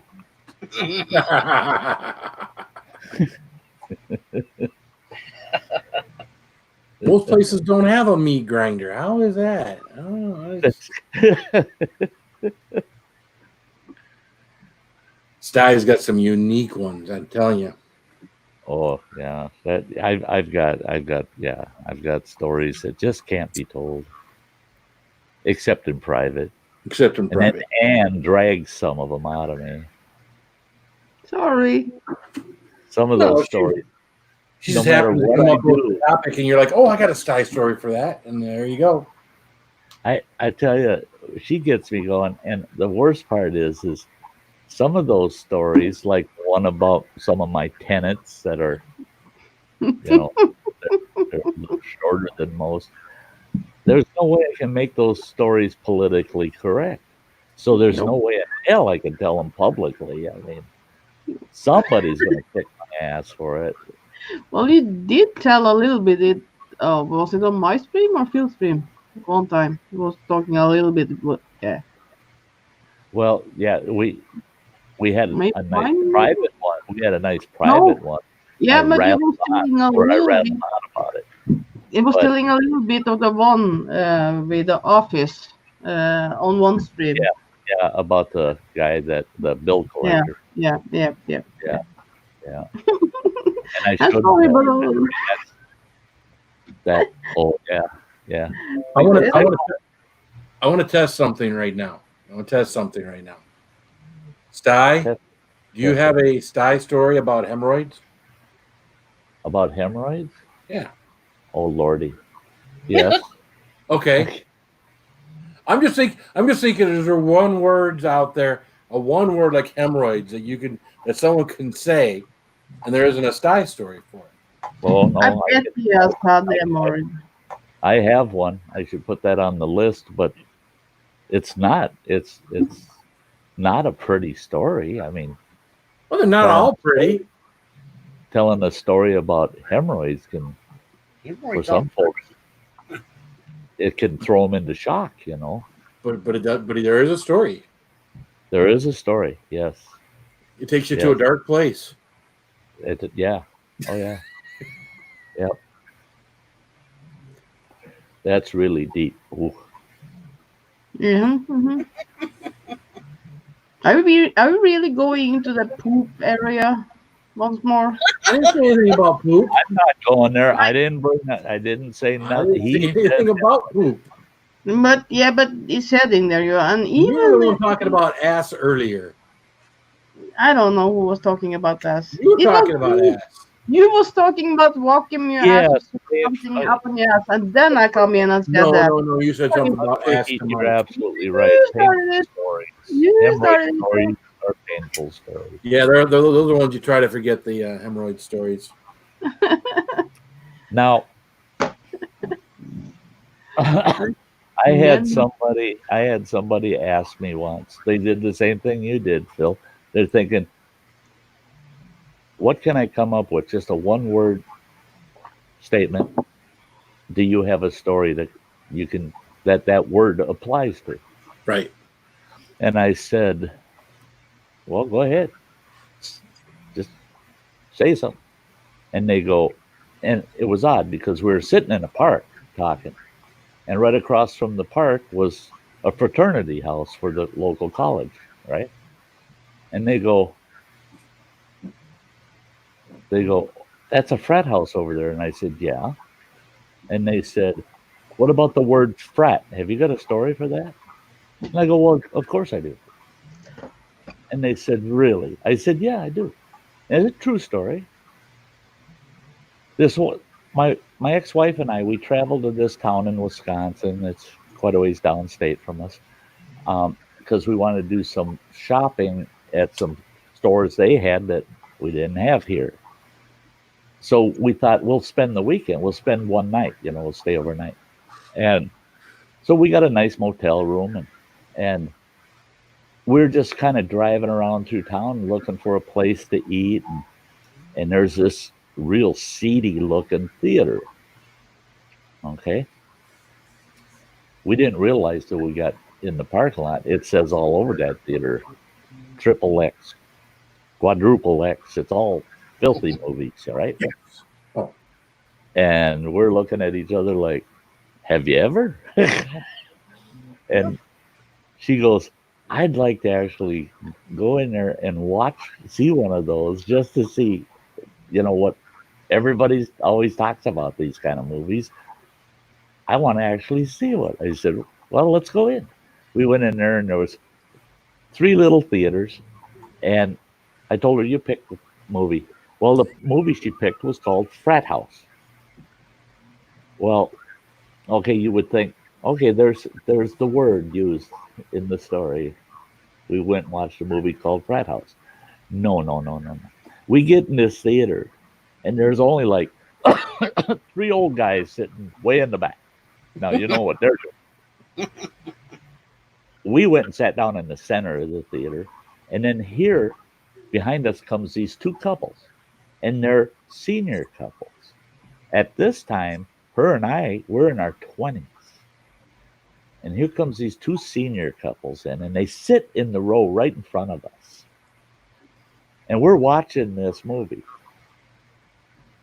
And my ex-wife's going, I can't believe they filmed that. I go, yeah, that's that's all the X's out front. And then here on the big screen, there's a wiener that's 40 feet long, on the big screen.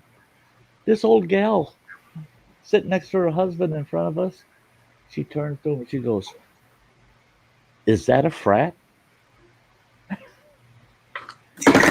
Didn't know what the fuck a frat house was. She goes, is that a frat? I burst out laughing so goddamn hard.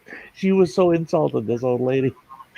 I looked at my wife and I go, you tell her, is that a frat? Is that a frat? My wife was so embarrassed. She got the hell up and walked out of the theater. And I go, what? What? And those two guys are just laughing their asses off, and both their wives are pissed. Well, is it or isn't it, that gal saying? And I'm like, oh shit, she don't know what a frat is, a frat house. She thinks that thing's a frat. Was she gonna go home and tell her husband, I've got a house for your frat? Yeah. Yeah, there was a story for the word frat. Hey, Bob Gill Skills is in the house. It's good to see you. Gil Skills? Hey, Gil. Hey, if you want to hang out for a little bit, and I'll send you the link. I already did it. Anne reads my mind, by the way. Hey, Ken, scrapping. It's awesome to see you. It's good to see you guys. Everybody. It's great to see you. All these raiders. Awesome. Hey, Bob, come on up. We've got Twinkies. Oh, don't I wish we've got Twinkies. I don't have a Twinkie. I could eat a Twinkie. I'll give you a Twinkie. Can you? That's all right, Bob. Life has its way with us. We can only be so many places at one time.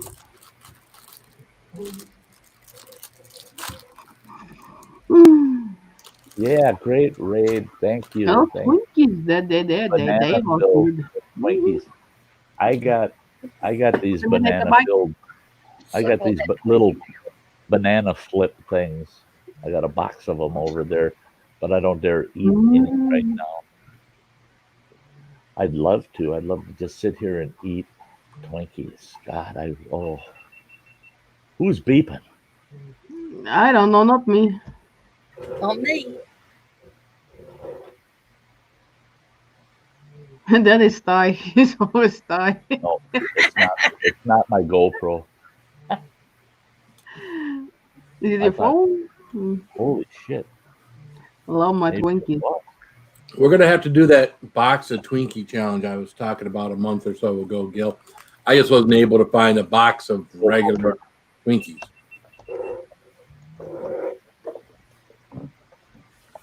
Yeah, anybody that's a member that watched that video I put up, that 2-minute video of me on the roof of my trailer, at the end of it.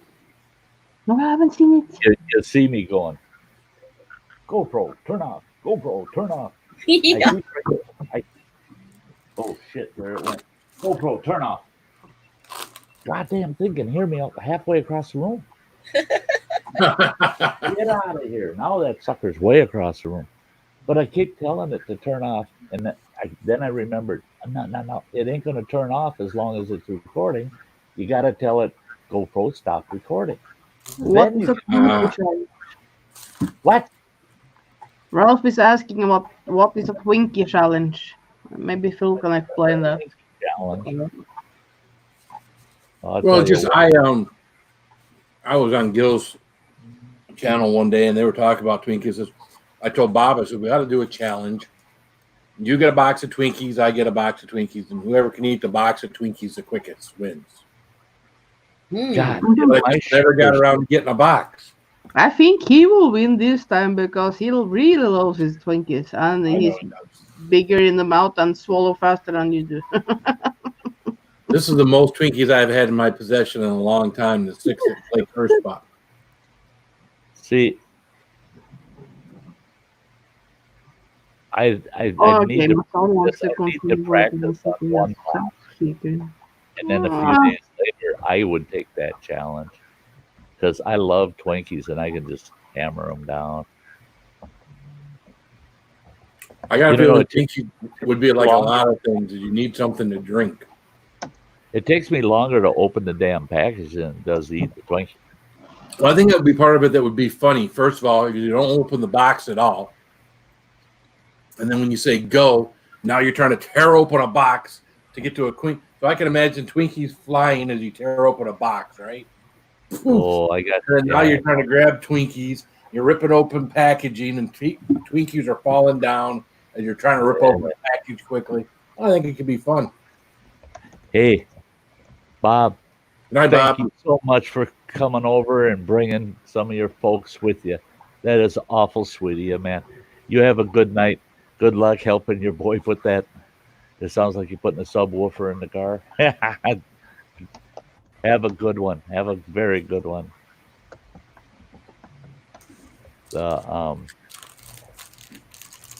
Yeah. See, I'd have to starve myself so that I did drive my blood sugars way up with the Twinkies, but yeah, I could pound down some Twinkies, and I'm good at opening them. Now, opening the box and getting the box open so it's accessible to the Twinkies without having them falling all over the place. That's probably a challenging point there. Yeah.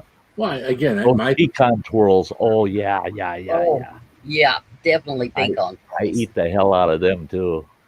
I sit there and just to nurse a package. I'll sit there and I'll peel them apart. Yeah. Unwind them and eat them. You gotta peel them. Yeah, and I love the heart. I love the heart of them. Oh yeah, that's the best part. That's and that just shows me how all of us folks that hang out here, there's a lot of things where we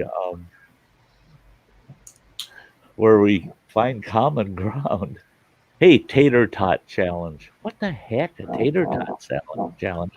I like tater tots, man. I can sit there and eat tater tots. I just, yeah. You can make everything to a challenge, so yeah. You can't.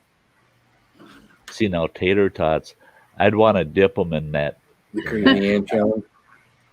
I'd want to dip them in that. Where are you heading now, Phil? That ginger garlic chili sauce that I like. I'd want to dip them in that.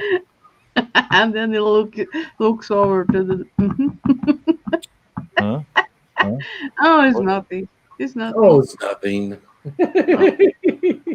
Oh, it's nothing. Oh, it's just me and him being silly again. Yeah. Oh, you bucked up hay on 4 acres? Yeah, there you go. That gives you some good exercise. I want some. I tell you what.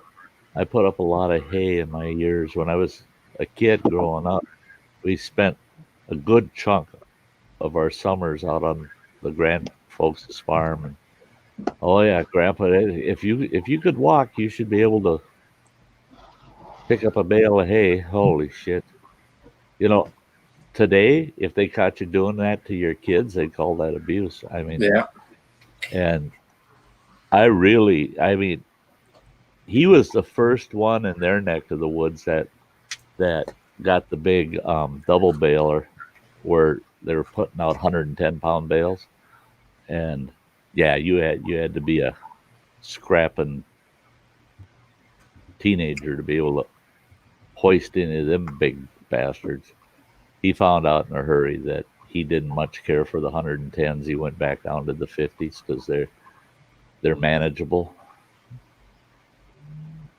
especially when all the kids are spraining ankles or getting twisted up wrists, and he had to start lifting them.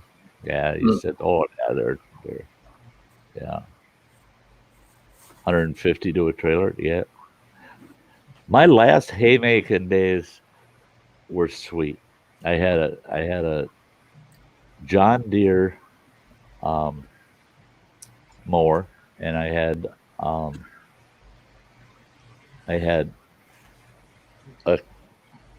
it was a Yanmar diesel tractor with a John Deere baler, but the New Holland stacker is what I loved. All I did was drive around with that New Holland stacker, and it just take the bales, it stacks them all in. I take them over to the staging area, and it pushes all those bales right off the stacker, and I head back out to the field. Never had to touch a bale. Never had to touch a bale. Just had to get up and tarp it all after we get it in place. But one thing I did find out, don't put somebody inexperienced on an automatic stacker.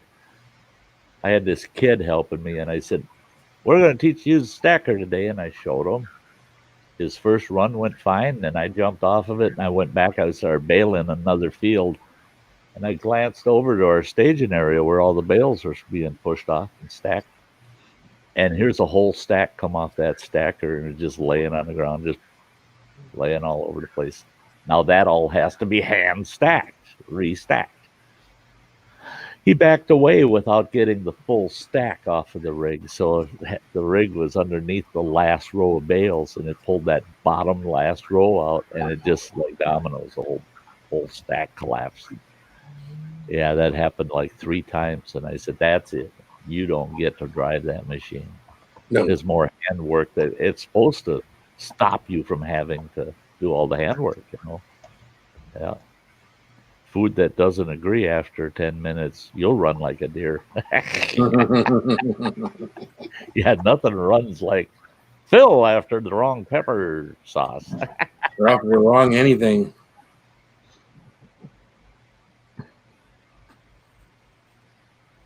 Oh. Yeah, you guys think you're keeping secrets? What? And saying to Bradley, that's a secret you'll never will know. Well, he says they got a funny looking face. Yeah, sometimes they got a funny looking face. It's just, yeah. I always have a funny looking face, I guess. I don't know. I'm crazy. I look silly. Yeah. Why not? Can't leave your friend hanging. Oh, yeah, I will leave it hanging. If it's not nice, I will time you out. Fuck it. Oh, that was so funny that night. That was so damn funny. I'm sitting here chatting away, and then I glance over and I go, Bradley's his comments just been hidden. What the hell? And then I go, he's just been timed out. Who that? And I looked at her on the panel, and she's got this evil little look on her face. I knew it was her right away. And it's just like, oh, you little shit. Then it showed up that Ann timed him out for 300 seconds. And I thought, oh, shit. Here we go. The power of a mod, right? When it's only in here I can do it. I can't do it. I did it once in Phil, didn't you? Removed the wrench. It was right after it. Yeah. And then I got a little upset on that one. Oh, yeah. That was funny. Oh, I love that. Oh, you timed him out after he got his wrench? No, right after she timed him out here, we went to my live stream like a day or two later. Right. They started talking trash, and I unturned him blue and then timed him out over there. So you turned the wrench off. Yeah. Yeah. I unmodded him so she could time him out. And you just made him fair game for her to go after. I told Phil, yeah, give him the wrench back so he don't get blocked forever, you know. Yeah. Powerful click is real painful. You deserve it, moron. The power of the click. Yeah. It's a love-hate relationship with me and Bradley, I think.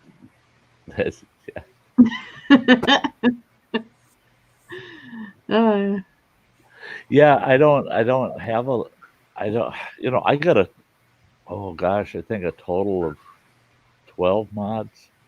But I don't need a bunch of mods because I got the best mods in the world.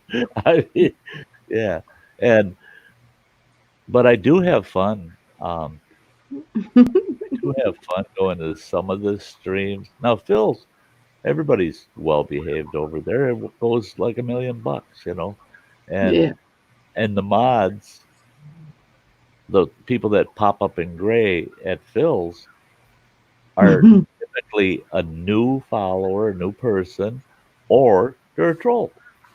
And Yeah. the mods are always watching for the troll, you know, and they just attack them because there's so many, you know, they can all get. Yeah, you don't want to show up gray at my channel and That's it. Great, say, great. say anything that isn't right in line.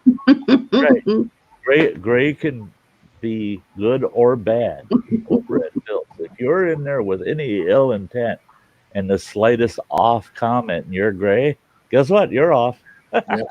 But if you're gray and you're carrying a good conversation, yeah, you're protected by all those mods. Yep. And someday you're going to be in the herd, you know. But I love going to some of these streams, and they make everybody a mod, and I'm watching the host. Well, what did you do that for? Why'd you block them? And what it is mod battles on some of those streams, because they've got so many mods that don't like each other. So the mods are modding each other and Yeah, it's bad. blocking each other, and I sit there and I watch and I go, holy shit. I'm not saying nothing. I don't want them to give me a wrench. Give me a wrench. I'll show up and I'll say, hi everybody. Somebody blocked me. That son of a bitch. I get rid of him. Yeah. So channels like that I like to lurk. Right to the right, to the left, to the left. Are you dancing now? Slide to the right, slide to the left. Is that? I've been seeing too much TikTok. I really want to do that. You saw that video what Grandpa's do, didn't you, Phil? Yeah, what a video with his wife, and he says, "You pissed me off, you fucking jerk." Get on the nerves. No, I haven't. I know the song, but I haven't seen Grandpa Stu do it. Yeah, he did it with his wife. So his wife sitting there, and I was like, I really want to do it with like Gunner, you know. But yeah, he will be pissed as hell, you know. He has no sense of humor. humor. Yeah, he's no sense of humor. But it would be so funny to do that because he's really pissing me off. My problem is every one of those ones I see that I'd like to do with my wife, I make a mistake and I show it to her.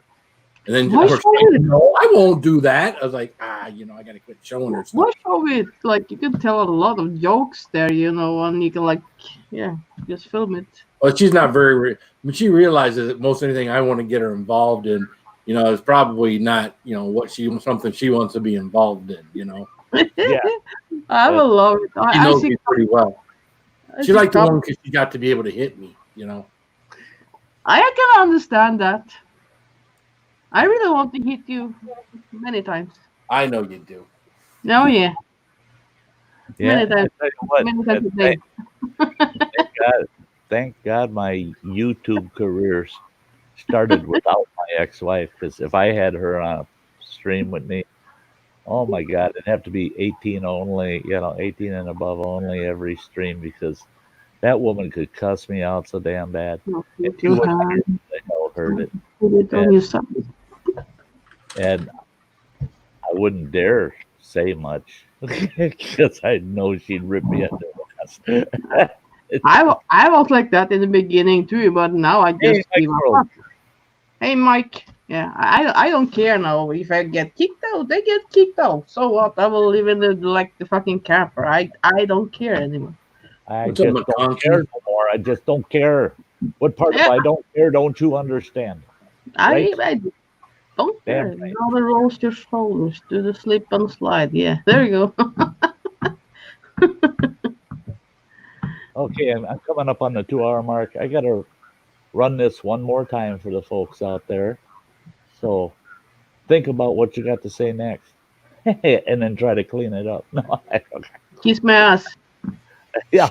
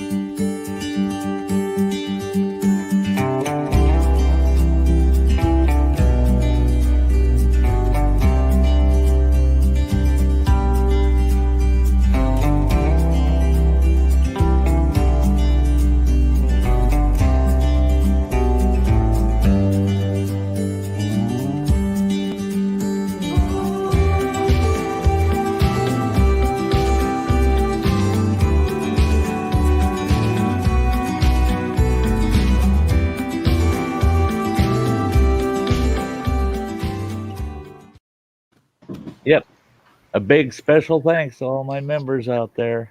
You're great folks. Yeah, my ass. Kiss my ass. And the face you had like before you click on the video. You were supposed to save that. But oh no, she got to spit it out before I could get that started, I think it was more fun then. Hey, Saucy Jane. Oh, sorry. Oh yeah, you're I gonna don't do know. the step in the cowboy boogie. Yeah, you're gonna land on your ass, Bill. I'm bad at following rules, Well, I try in some places to behave a little bit, but yeah. To behave a little bit. I do behave a little bit in I the stream. do. I do. I do that. I do that. Hey, Hey, Dude, I need that. think about how it was for like some months ago. So I do that. I do that. I do that. I do that. I do that. Fuck you. Yeah, yeah. Big question mark after that. Okay, fuck Behave. you then.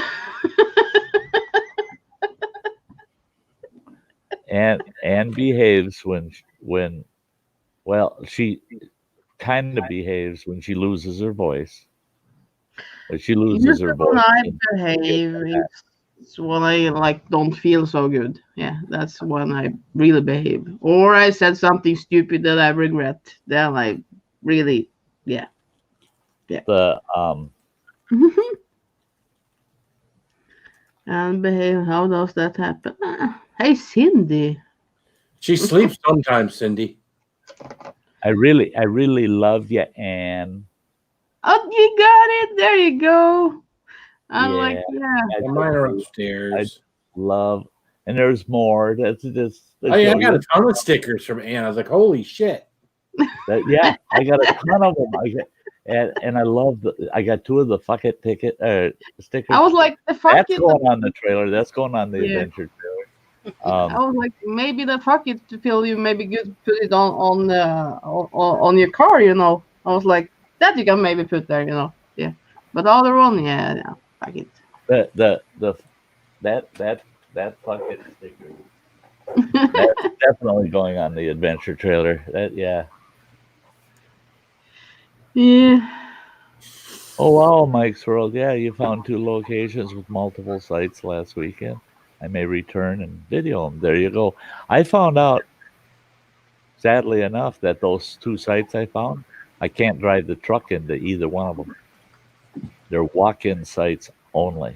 There's a sign where I parked my truck. It was right next to the passenger side. Never even noticed it. Tiny little sign that's got every kind of motorized vehicle you could dream of with a red circle and a line through it. No motorized vehicles beyond that point. So I have to haul my gear in about 100, 150 feet down that trail and then up into that campsite for the first one. I got to haul gear in, which Then means how- I'm going to have to buy another tent because, well, no, actually, I don't And how have did to. those muddy truck tracks get there before you got there? People breaking the rules. Oh, okay. Yep. People breaking the rules. I happened to run into, Travis from Travis. yeah. Travis. He works with the Forest Service as a camp host, and he said they look like established dispersed camping sites and that they've probably been there for a very long time, just not listed, but they're considered established sites. Well, I talked to a ranger this morning, and he said that actually those were established sites. You could drive into them and use them, and they were put in back in the late 1930s, early 40s. So they've been there for eons. Wow. And he said, but they closed it off through traffic because that road is literally 10 feet from the lake. And it's an unimproved road, and they're worried about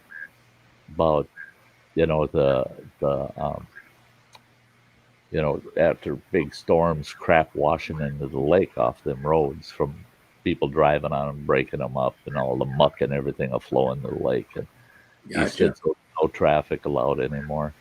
But he says, yeah, they're dispersed camping. They're not part of the camp. I think monkey. Who? Bradley. Bradley leaving? Yeah. Hungry. Have a good night, tired. Bradley. You have a good.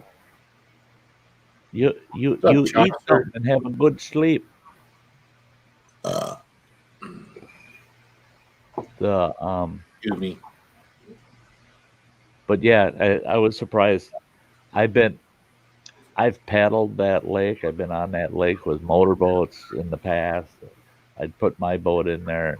I fished that damn lake hundreds of times. Never once saw those two campsites up on the shoreline. Well, I went back and I looked at an old satellite picture of that area. Those campsites were totally surrounded by big, huge pines. Oh, really?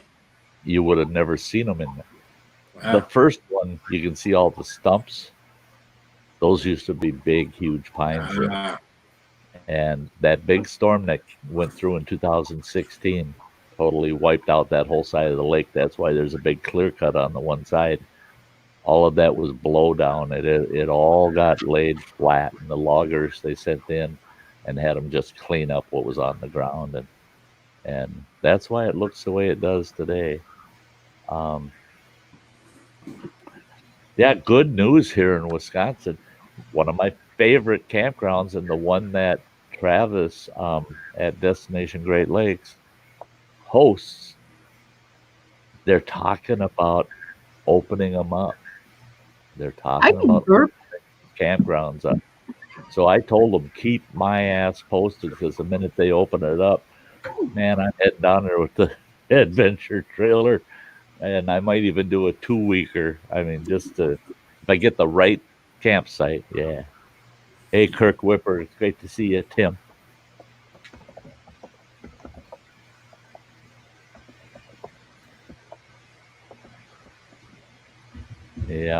Yeah, they're going to open up. There's about a half a dozen campgrounds in the Schwamigan Forest. They're going to open up. I'm hoping they open up the one close to me. What, Bill? Ant's throwing around accusations. Accusations? Accusations in the chat, yes. She's not being accurate? Is that what you're saying? No. I was accurate. He's not being accurate.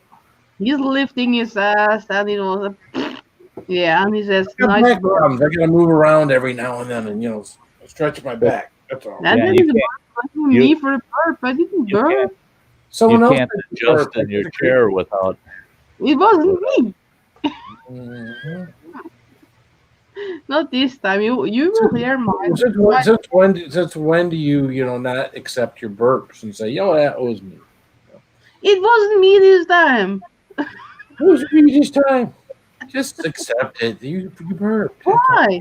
Accept it. You burped. That's all. No. Okay. No. We all burp on here every now and then.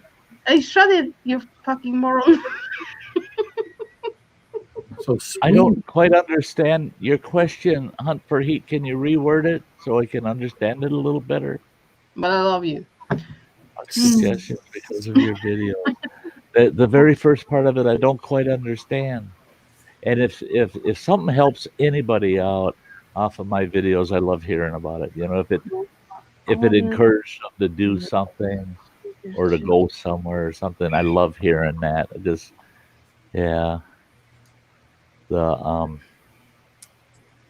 Bye. We love you. Live out in the middle of nowhere as it is, just have to drive a mile to be in the wild. See, that's where the old original Sty Shack was so sweet because I was 6 miles from other people. Our little homestead, there was a cottage and then my Sty Shack. There were only 2 of us living out there. We had clients that came out for the camp, but otherwise, when there were no clients there's nobody. There ain't nobody for miles, and people would say, they'd ask me, they'd say, well, I stopped out at the shack and you were nowhere. Where were you? I was out camping. They said, what the hell? You live in Bastard. camp. Well, yeah, I still go out camping. Wait, Bastard. I really wish I could like slap you down there now, like full of the share of fucking. Oh, I've suggested videos from Lake Michigan. Rock I thought you liked me and you blame me. last week. Oh, yeah. And where's that skirt? It's a Boy, I used to love going on the north shore of Lake Superior on the Minnesota Arrowhead. And boy, you can do some awesome agate hunting up there. Some of the most beautiful agates you could ever find. And some huge buggers, boy. Where? On the north shore of Lake Superior, along the Minnesota Arrowhead. We call it the Arrowhead, that northern point of Minnesota. Yeah, as a kid, man, we used to collect agates up there every trip up, and it got to the point where my dad kept saying, "You can't collect any more agates unless you get rid of some that you got at home," because we had big wooden boxes full of them at home. Wow. We had a shirt tail relative that he bought a gravel pit in Minnesota that was just south of Lake Mille Lacs, and he bought this whole gravel pit, and his daughter and son, it pissed them right off. They asked him, "Dad, why'd you buy that damn thing?" And he said, "I'm going to make a hell of a living off of it." Oh my God, did he? He set up shop. He had this old single-story farmhouse up there, and he set up made a shop, and that whole gravel pit was full of agates and geodes. And he'd collect them. He'd cut those geodes in half and put them on display stands, and all these agates. He'd cut them in half and polish them and cut slabs out of them and stuff. And that guy, when he passed away, all of a sudden his son and daughter shut their mouths. That boy had $1.5 million sitting in the bank. Wow. $1.5 million, and he made it all off that gravel pit. He took his whole life savings to buy that gravel pit and live in it. And what was really freaky about that guy, he got one of them big old goddamn cactuses you see in Arizona, the great big tall fucker with the two arms. And he got that cactus, and it was only about 6 inches around and about maybe 2 feet tall.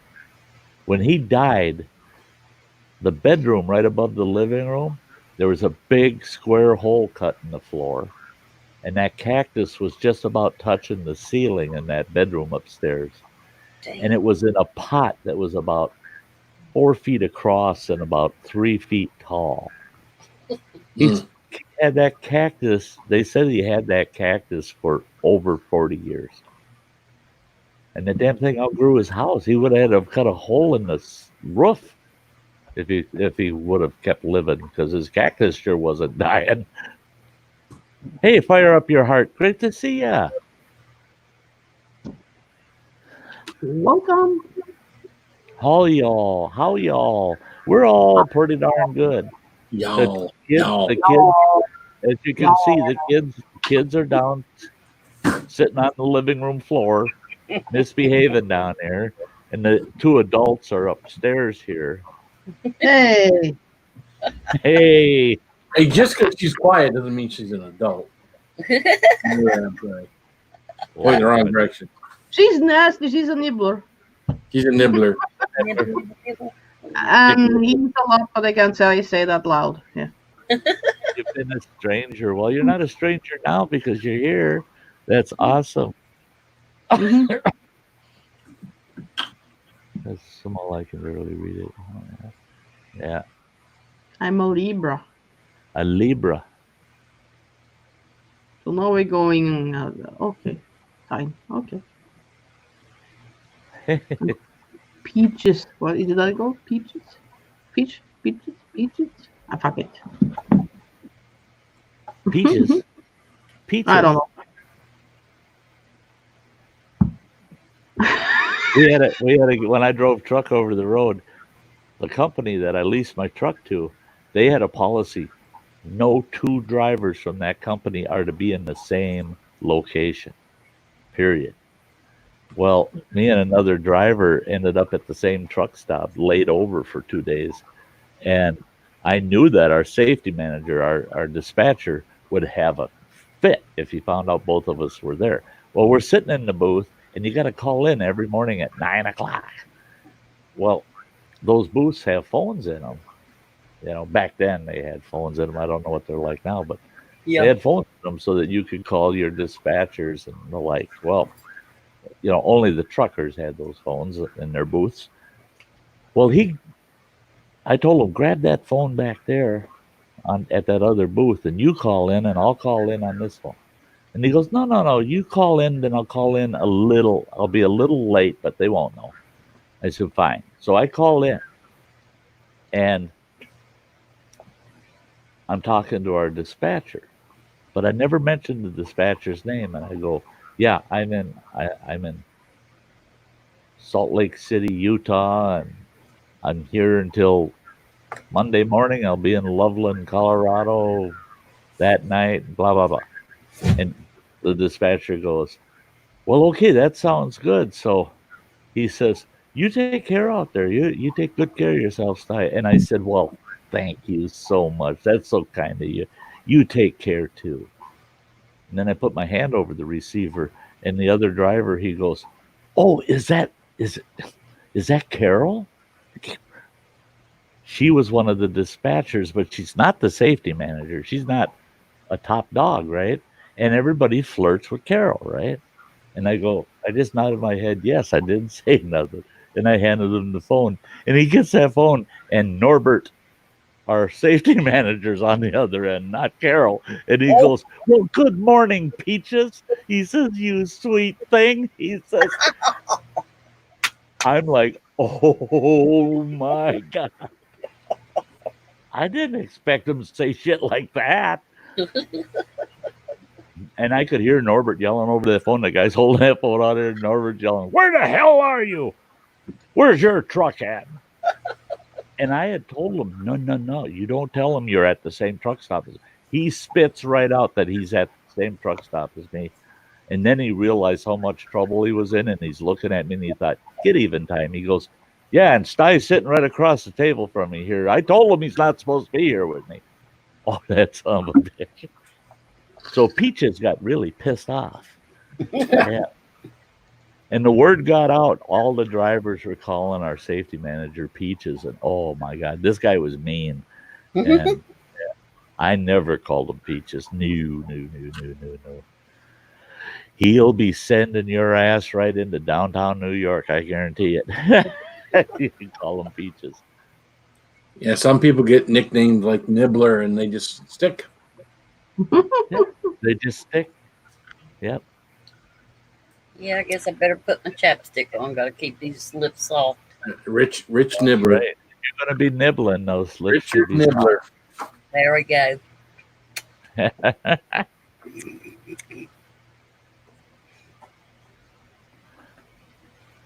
I see. One of my daughters, her boyfriend, what a moron. She's got this lip balm, and she's putting it on, and he goes, what the heck is that? She goes, oh, that tastes so good. She says it tastes like fresh strawberries. And she cranked it so that damn stick's sticking out of the tube about that far. And she hands it to him, and she says, smell that. He takes it, smells it, takes a big bite out of it.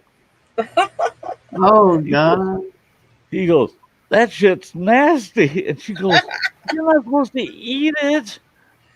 I'm laughing my ass off. I thought, oh, shit, you picked a winner there. I mean, a moron don't even know what lip balm is. Took a big bite out of it. That don't taste so damn good. Okay. Yeah, unless you were doing it for shock value. Sounds like something I would do for shock value, but you know. Yeah. As a pranky kind of Right. shock value thing, yeah. But no, this boy was serious. I mean, it was just like, why the hell would you buy that? That don't taste good at all. Hmm. Yeah, try to get it out of your teeth. Yeah, no.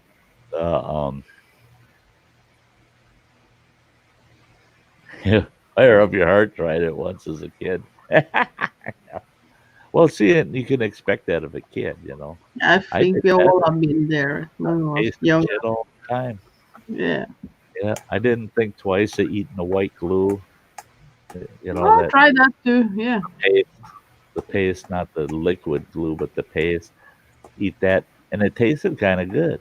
Tastes kind of good until my dad explained to me how it's made. I was just like, "Oh, say what?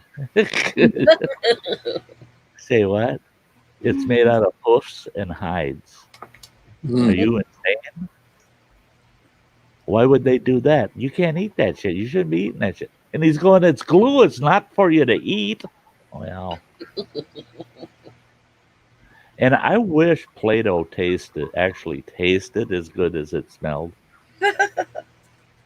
because Play-Doh, the taste was just a little off to me. It smelled really good, but the taste was off.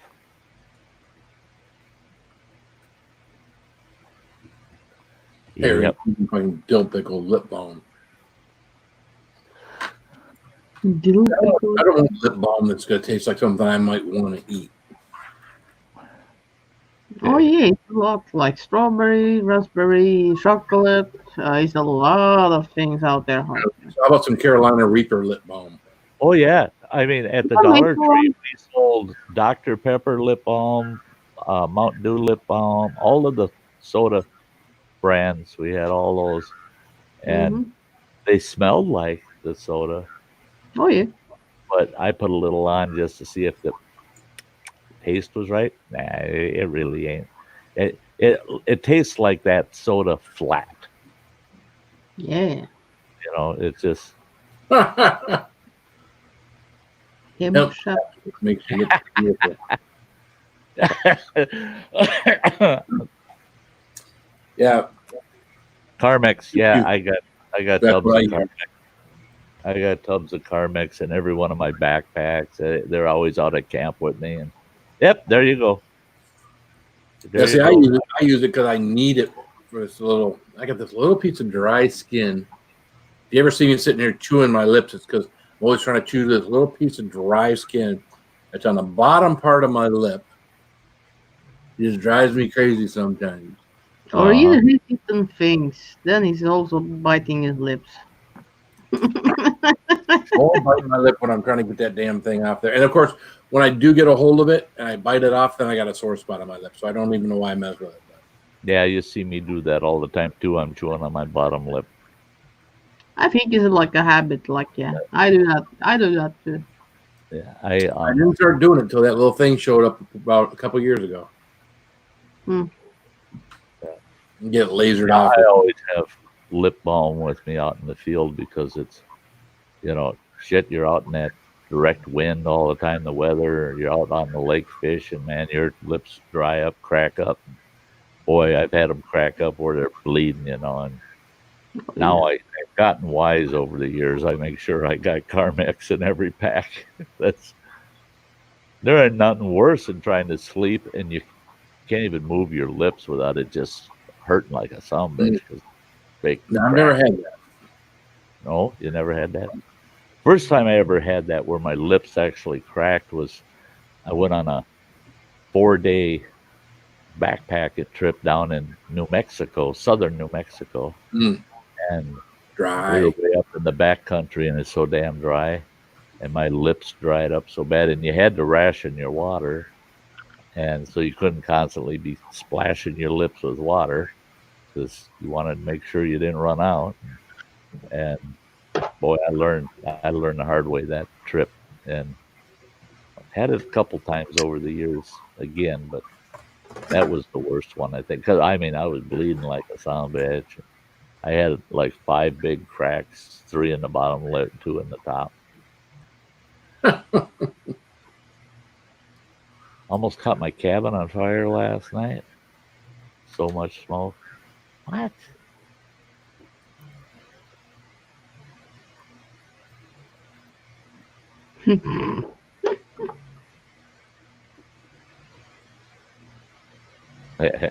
Smoke. Choo-choo.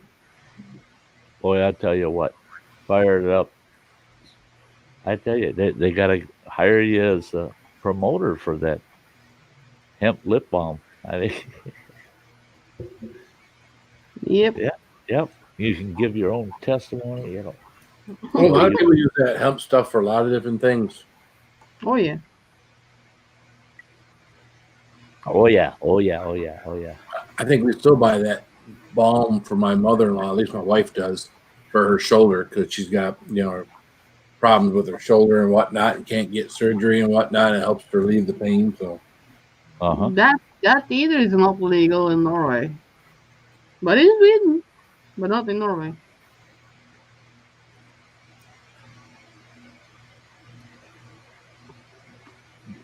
No way in Norway. Yeah, no way, No way. no way.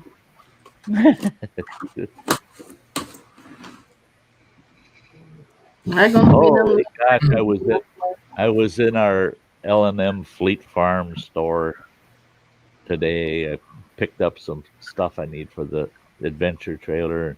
Running the water and I were wandering through there. I bought a commode, 5-gallon bucket with this seat and lid, so I got a crapper for when I'm way out in the backcountry. But if I'm out at Pine Lake, there could be other campers there. Well, I don't want to go out in the woods and create a latrine. So I got a commode. Sweet deal. $14.50. Well, just the top. You provide your own bucket. On Amazon, the cheapest one I could find was $18. But I got the big bucket and the lid, everything, for $14.50. So I was just thrilled. I wandered through their firearms department. Oh, they got tons of firearms for sale. Ammunition, limit 2 boxes. And I asked the guy, is that 2 boxes per caliber? So I can buy 2 boxes of 9 mils, 2 boxes of 22s. I can buy. He goes, no. 2 boxes of ammo. Period. And I go, why? And he says, well, look at it. And I go, well, yeah, your shelves are pretty empty. Holy God, they sold out all their ammo. It's almost all gone. And he says, we got a bunch more coming in. But he said, yeah, we're limiting it all. He says, yeah, the sales went right through the roof. And I'm like, oh my gosh. I didn't really need any, but I was curious. And he said, another thing that's selling like hotcakes? Bear spray. He says, we might sell 1 canister of bear spray a month during the summer. He says, not a lot of people buy it. He says, man, we put a big strip with 12 big cylinders of bear spray, $35 a piece. He says they're gone the day we put them up. Huh. I said, oh shit, there's people running around with bear spray. Yeah. That is crowd control. I mean, a big cylinder of bear spray. Holy shit. Yeah, that'll get a dozen or more people the hell out of your way. Well, whatever you got to do, right? Whatever you got to do, you got to do, I guess. You got to protect yourself or protect your loved ones. So. But yeah, that's funny, bear and spray. that's what it comes down to. I never thought about bear spray. Yeah, bear spray. See, the thing is bear spray is legal. Now, like running water, their management of the firm that he drives for, that he hauls freight for, contacted them all because some of the drivers started carrying firearms. And they're going, no, because you go through too many states where you cannot with a firearm. And they actually, he showed me the memo. It says in there, buy bear spray, because bear spray is not considered mace. So you can carry bear spray with you. So they're recommending the truckers carry the large cylinders of bear spray. Oh, There you go. don't piss off a trucker. He's going to bear piss on you. Yeah. Oh, is that what it is? Is bear piss? No. No. I would assume it's something with pepper in it. Yeah, it's like pepper spray. Yeah. Okay. Yeah. That's why they say if you find a great big pile of bear shit, if you poke around in it and you find a bell and it smells of pepper, that's one less hiker that's out there. Because a lot of hikers use bear bells because that makes the bear aware that you're there and they stay supposed to, they'll stay away from you, they say, right? And then they carry bear spray. So they spray that bear and the bear eats them and their bell. Yeah. And their shit smells of pepper and it's got bells in it. Yeah. You got a man eater on the trail. Good Lord. Siri, remind me to buy bear spray. Remind me to buy bear spray. It's $35 for a fairly tall. It's I don't remember how many ounces it is, but it's a lot. It's a lot. Hey guys, I'll be right back. Hey, Okay, get your coffee. don't. What? No, I'm not telling you not to do anything because whatever I tell you not to do, that's exactly what you'll do. Just go. They're always great ideas, Guy. I'm still Bye. listening. They're always Bye. great ideas. I'm Bye. always listening. You know. Bye. Bye. Okay, I'm the eldest on the panel now. You guys have at it. Go All for right, it. there you go. Woo! Woo! Striptease.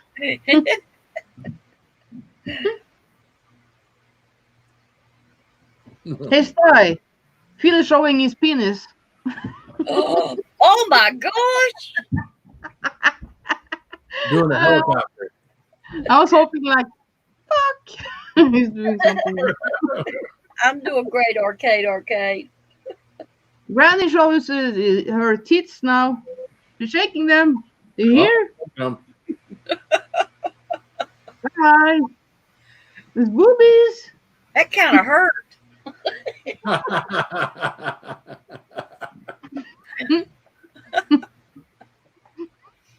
oh, Oh God. I'm a large knife collector. That's a bratwurst, weirdo. Whose penis? I don't know. I don't have a penis, for fuck's sake.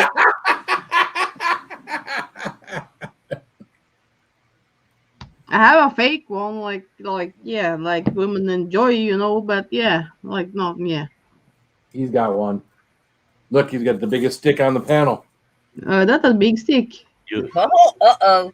And you keep yours hidden. Sty, quit showing off.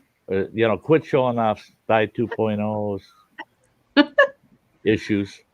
So you don't want to see mine? And I did not get up for a cup of coffee. I got a little bit left in this cup and another full cup. I had to close my windows because it's only 52 degrees out right now, so it's getting chilly in here. I'm trying to keep them under control. So when you start spouting off with Phil showing his penis, and at least I didn't have any coffee in my hands. I was hoping for that. Yeah, the coffee cup there. Yeah, I bet you were. You bet you were. I learned my lesson that night, man. I actually I set the cup down, opened the microwave, grabbed the cup with two hands, just in case something in the background gets popped off that's going to make me spill a whole cup again. Well, I will get you once more. Just wait. Yeah.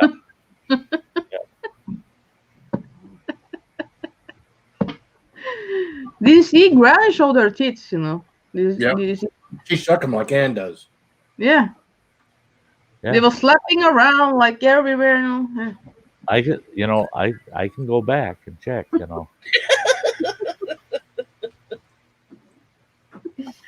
Yeah, I have toys. Of course I have. I'm a female. Of course I have toys, Harry. Yeah, right.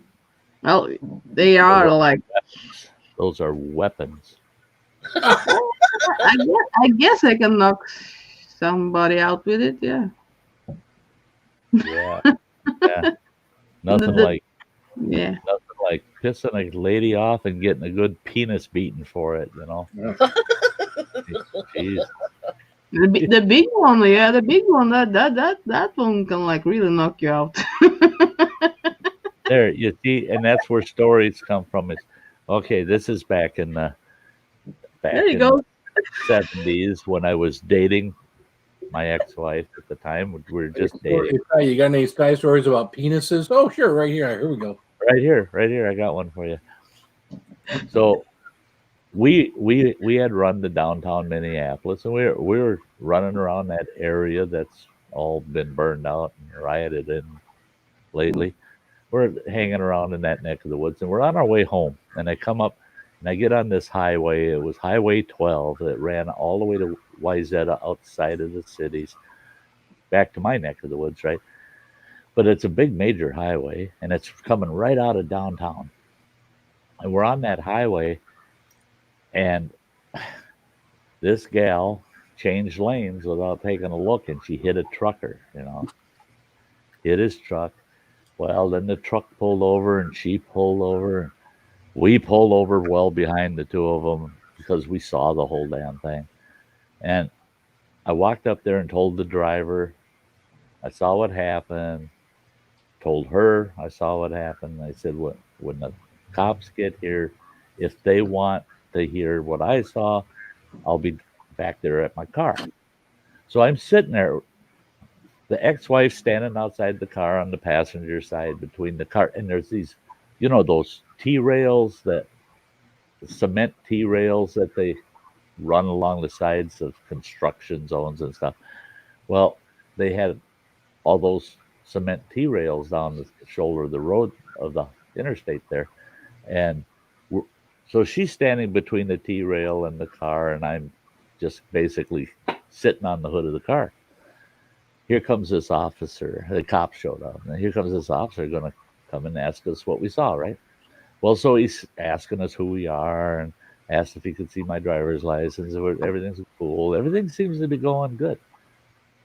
And we didn't even notice it. He kept looking down at the ground. And all of a sudden he bends over and he picks this thing up. And it's about that long. I mean, it's a foot long at least. And he's holding it, and it's just rubbery, right? Boing, boing, boing, boing. It's about an inch and a half around. Boing, boing. And he goes, and he's talking to us, and he's shaking that thing. And he goes, you find the damnedest stuff on the sides of these roads. He says, what the hell is that? And my ex-wife got this look on her face like, holy shit. And I told him, I said, that's a dildo, man. And he goes, say what? I said, turn it around. Grab the other end and turn it around. And well, he did. Well, there's a head on it, And he sees that. I never seen anybody throw something so far. He pitched that son of a bitch, and I bet you it went a full city block. He pitched it, and then he's talking to us, but he's holding his hand like this constantly, and he's not going to touch himself or nothing. And he gets all done talking to us, and he goes, really appreciate it. He puts his hand out to shake my hand, and I go, not after what you've been shaking. and the look on his face, he looked back at his hand, and he literally had a look like, God, I'm going to miss that hand. I'm going to have to cut that son of a bitch off. I'm going to have to cut off that hand. I touched that thing. God knows where that. And I told the ex-wife, I said, God knows where that thing's been. And it got thrown out on the side of the interstate, on the side of the highway. Wow. Ooh. Mm-hmm. And that cop standing there holding it, and he's pointing. And he's like, yeah, these people, if they just slow down, and he's pointing at them with a dildo. And I'm like, holy God. Now, you want to see what makes the cop's reputation look bad? It's a cop out there with a dildo pointing at cars going by. And people are driving by and going, look at that prick. Yeah. Lorena Bobbitt hadn't been by, right? Yeah. She'd say, hey, that's supposed to be over in the Walmart parking lot. I threw that out the window. Yeah. Thanks, Fire Up. It's just a beard. Just a beard. It's a quite elegant beard. Okay, Chowser. Yeah. The beard but- is so popular that people getting masked look like Sty, you know. yeah, it's some fun. Yeah, Hey, you ready? they're all over the place. Oh, yours is probably still hanging out on the lawnmower, Ann. No, it doesn't. Hey, Be Ready's back. Hi. What's up, Be Ready? Now, this is Ty before he went bald, and he used to actually have some hair. You know, I still haven't shaved my head. now I he's still got a little fuzz on top. I got a little bit of fuzz on top there. Actually, I got enough where it could flatten the top and I'd have a crew cut. Ah, But yeah, there we go.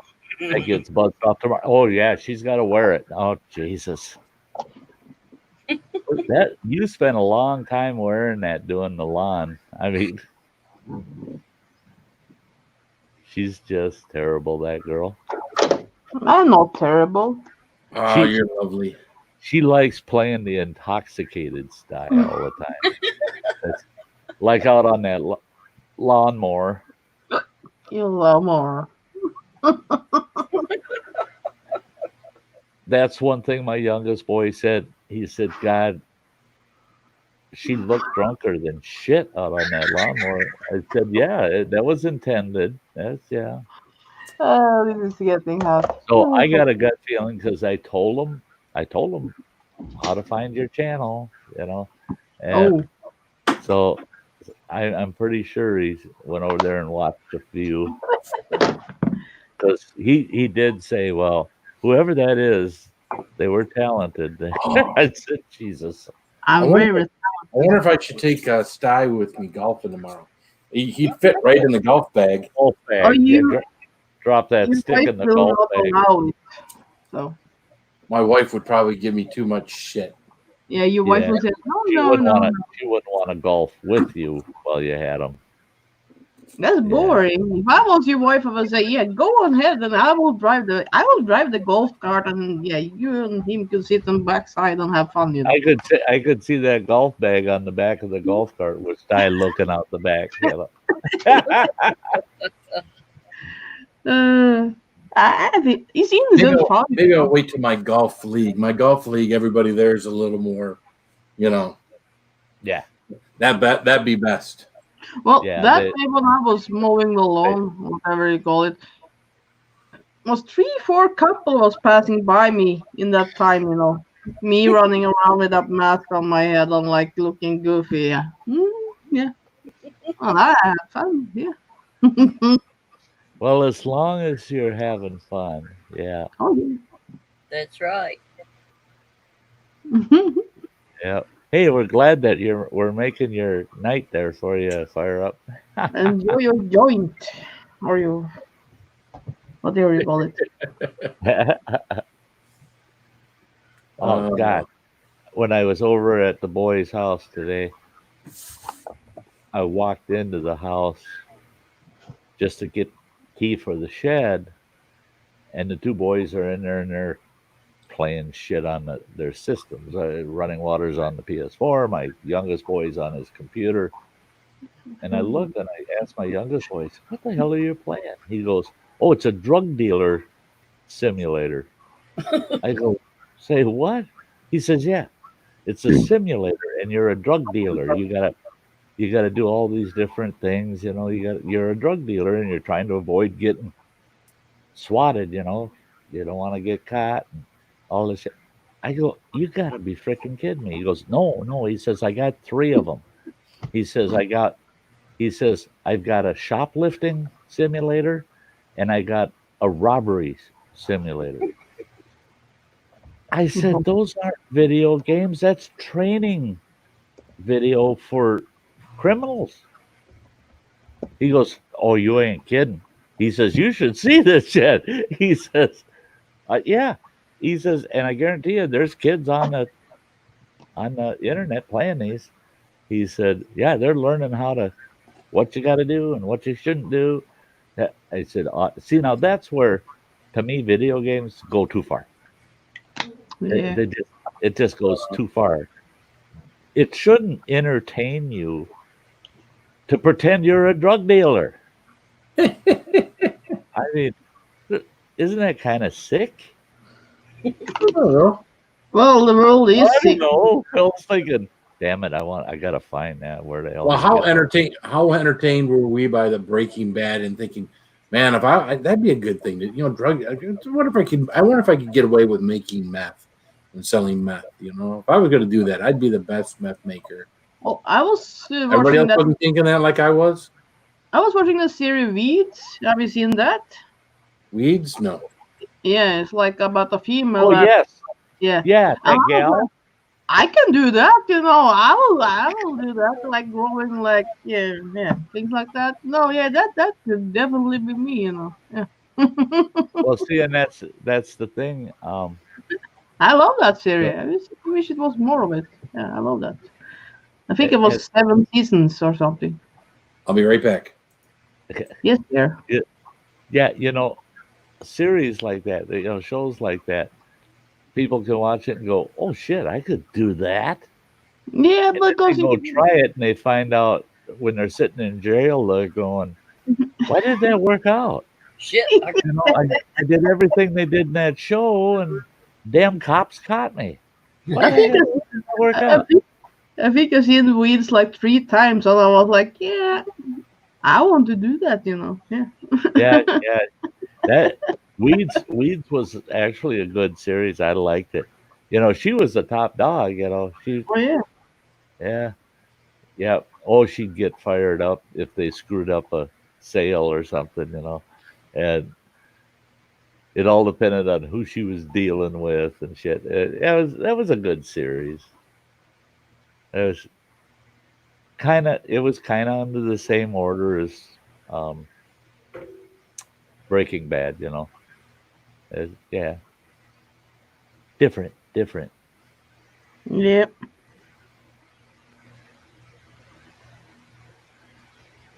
Yeah. Well, at least they are not drug dealing.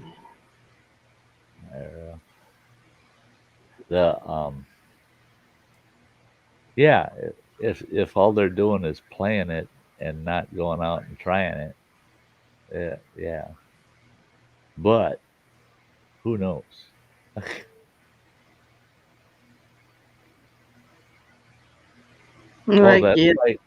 That's like over in Minnesota. Now this was a couple years back. They stopped this young kid. He was 16 years old, and he was driving all around the metro Twin Cities area, raising holy hell. And he was running into shit with his car and just raising holy hell. And he stopped and he robbed some guy on a street corner, jumped back in his car and took off. And then he had his car so banged up, he abandoned his car and he carjacked somebody and took off in their car. And he was driving around for about another hour and a half, 2 hours before they finally caught up with him and got him stopped. And you know what this 16-year-old kid said? No. I was just out here playing one of my video games. And they said, "Oh, really?" Mm. And they asked him, which one? And he goes, GTA. And they're like, "Oh, yeah, shit." Yeah, the kid was doing it in real life. Yeah, And I've seen that. Like, they said the shame of it was the kid was going to, because of all the damage he created, and they got him, they got him on some pretty steep charges because he put a lot of people at risk. And they said, yeah, I can't remember what they sentenced him to. It was like 5 years. I mean, he got 5 years in prison for that. And it was because he went out there and decided he's going to GTA the community. No. Go home and do it on the TV. Don't do it out on the street. Well, I've seen many young people, especially in the States, I think, that like they have take the gun and shoot like brothers and sisters and things like that because they look at the game and people waking up again. You know, you shoot it and you start over again. And Yeah. like I've seen a lot of it, incidents over in the state. Like I think the one kid was It- like 5 year, and he shot his brother or sister, and I See, think and that's it was and that's 2 or 3 it years. sounds like a lot, but it's not a lot. I don't know, but yeah, it No, it, no, it's more than it should be.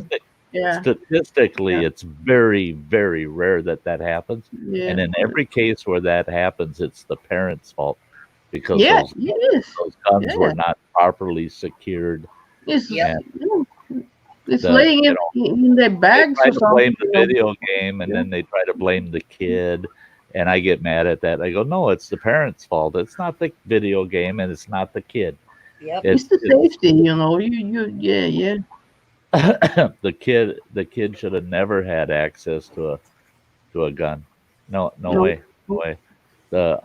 I've always had guns around. My kids never ever, if they got their hands on one, they weren't going to be able to shoot it. No. Because if I had a loaded unsecured gun, it was on me. And I don't care who it is. They ain't touching it. No. And if they found one of my guns, it was like, oh shit. Look at the nice trigger lock on it. And look at it, it's got a barrel cable in it. You can't shoot the fucking thing. You can throw it at somebody, but you can't shoot it. But I also Not read unless they you go not unless you go beat dad up and try to get the keys for the thing off of him. Because you ain't getting a I hold of bet it. your kids understood the permanence of what a gun does too. Oh yeah. Oh, they were taught from little on just Yep. Yeah. what the Some business does what the it, but not business every end of a parent gun. do it. You know, it's like And they were taught not to. I didn't scare them or anything.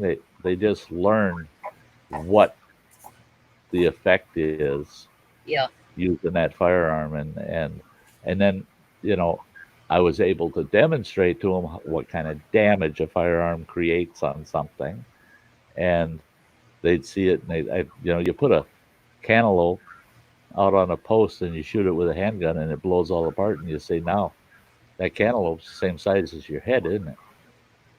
Ooh, shit! And then all of a sudden they're picturing their head there on the post. Yeah, you do and not. but my stepbrother was bad. You know, like it was not a real gun, but he was shooting at me with the air gun. You know, and like that can do a lot of damage. And like he was a teenager. I was less than 11 because I moved away from there when I was 11. So it was before that. But he always had like tried to kill me in a way. You know. Yeah. But yeah, he didn't like get. See, He- now he did- running water could tell you how I treated things. He got his first air gun, his first BB gun, and everything was going well. He'd go in the backyard, he'd target shoot with it, and he was treating it the way he was taught to treat it. And everything was going well. And then one day, his little brother said, "Oh man," he says, "them damn neighbor kids come over. Running water was out there target shooting," and he says, "Them kids were raising hell with us." And Running Water pointed that gun at him and said, "You better get the hell out of here." And they ran home. I said, "Oh, really? Okay, that's all I needed to hear." Well, Running Water owned that air rifle for a whole week. He never got it back. He turned 18 and says, "What about my air gun?" I said, "No, you lost that one." I said, "Any time you mistreat a firearm in front of me, You lose that firearm, I'll take it away from you. I don't give a shit if you're an adult. My brother-in-law, he turned around, not even thinking, points a shotgun right at my guts. We're out pheasant hunting. He's pointing right at my guts with the barrel of that shotgun. And I calmly walk to the side, and he's trying to turn to keep talking to me. But as I stepped to the side, I put my hand out and swept the barrel away. And I said, "Do me a favor and unload that." And he goes, "Well, okay." So he unloads the shotgun. Boom! I grabbed it and said, "You son of a bitch." I said, "Let's get back to the house. I'm going to give you $100 bill." And he says, "For what? And can I have my gun back?" I said, "No, I'm giving you $100 bill for the gun." I said, "You don't have the right to be carrying a goddamn gun." And he's going, "Who are you to take my gun away?" I said, "I'm Sty." And I just did, didn't I? Son of a bitch, you could have killed me. Mm-hmm. And you're never going to have a gun in your hands around me during my lifetime ever again. You can go out and buy another one if you want, but boy, don't you ever show up around me with it. Yeah, I am so I yeah, I'm anal about gun safety, very anal about it.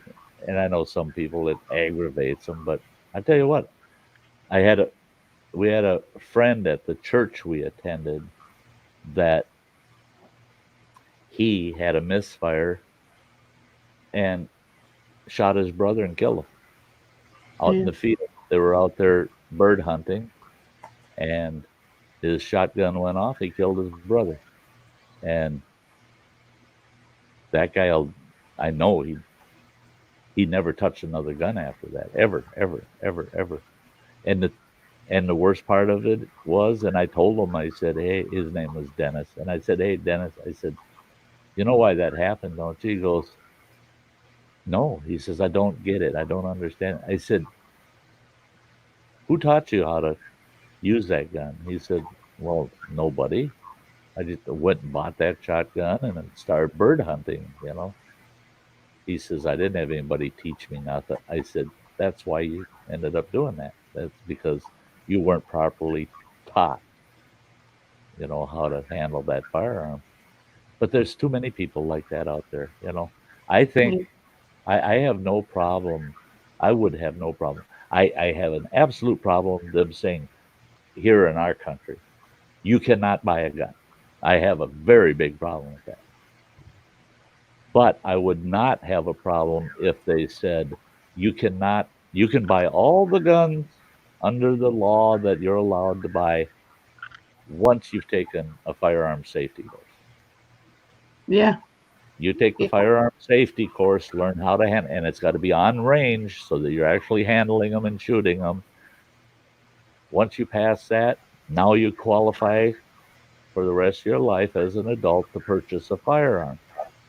I got no problem with that at all. Because I don't think anybody should own a firearm that they don't know how to use in the first place. Here you have to do that.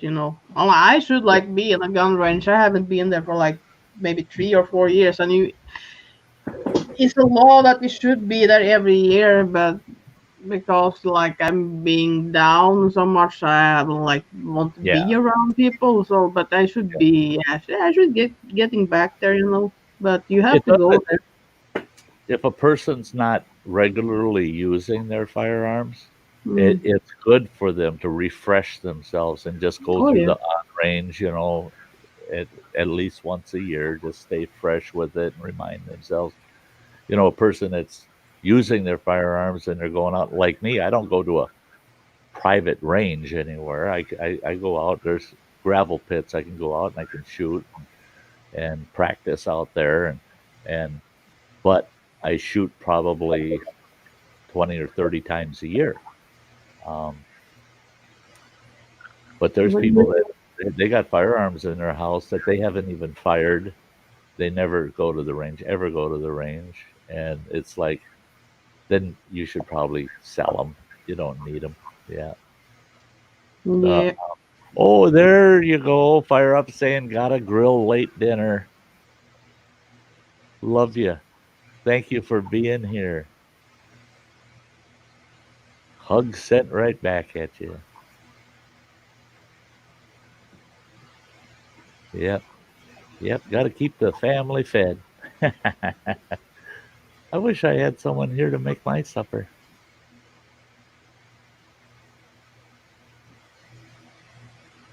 Oh, your husband got the midnight shift. Oh, yeah. Yeah. We're pretty good at reading words that have a few letters missing.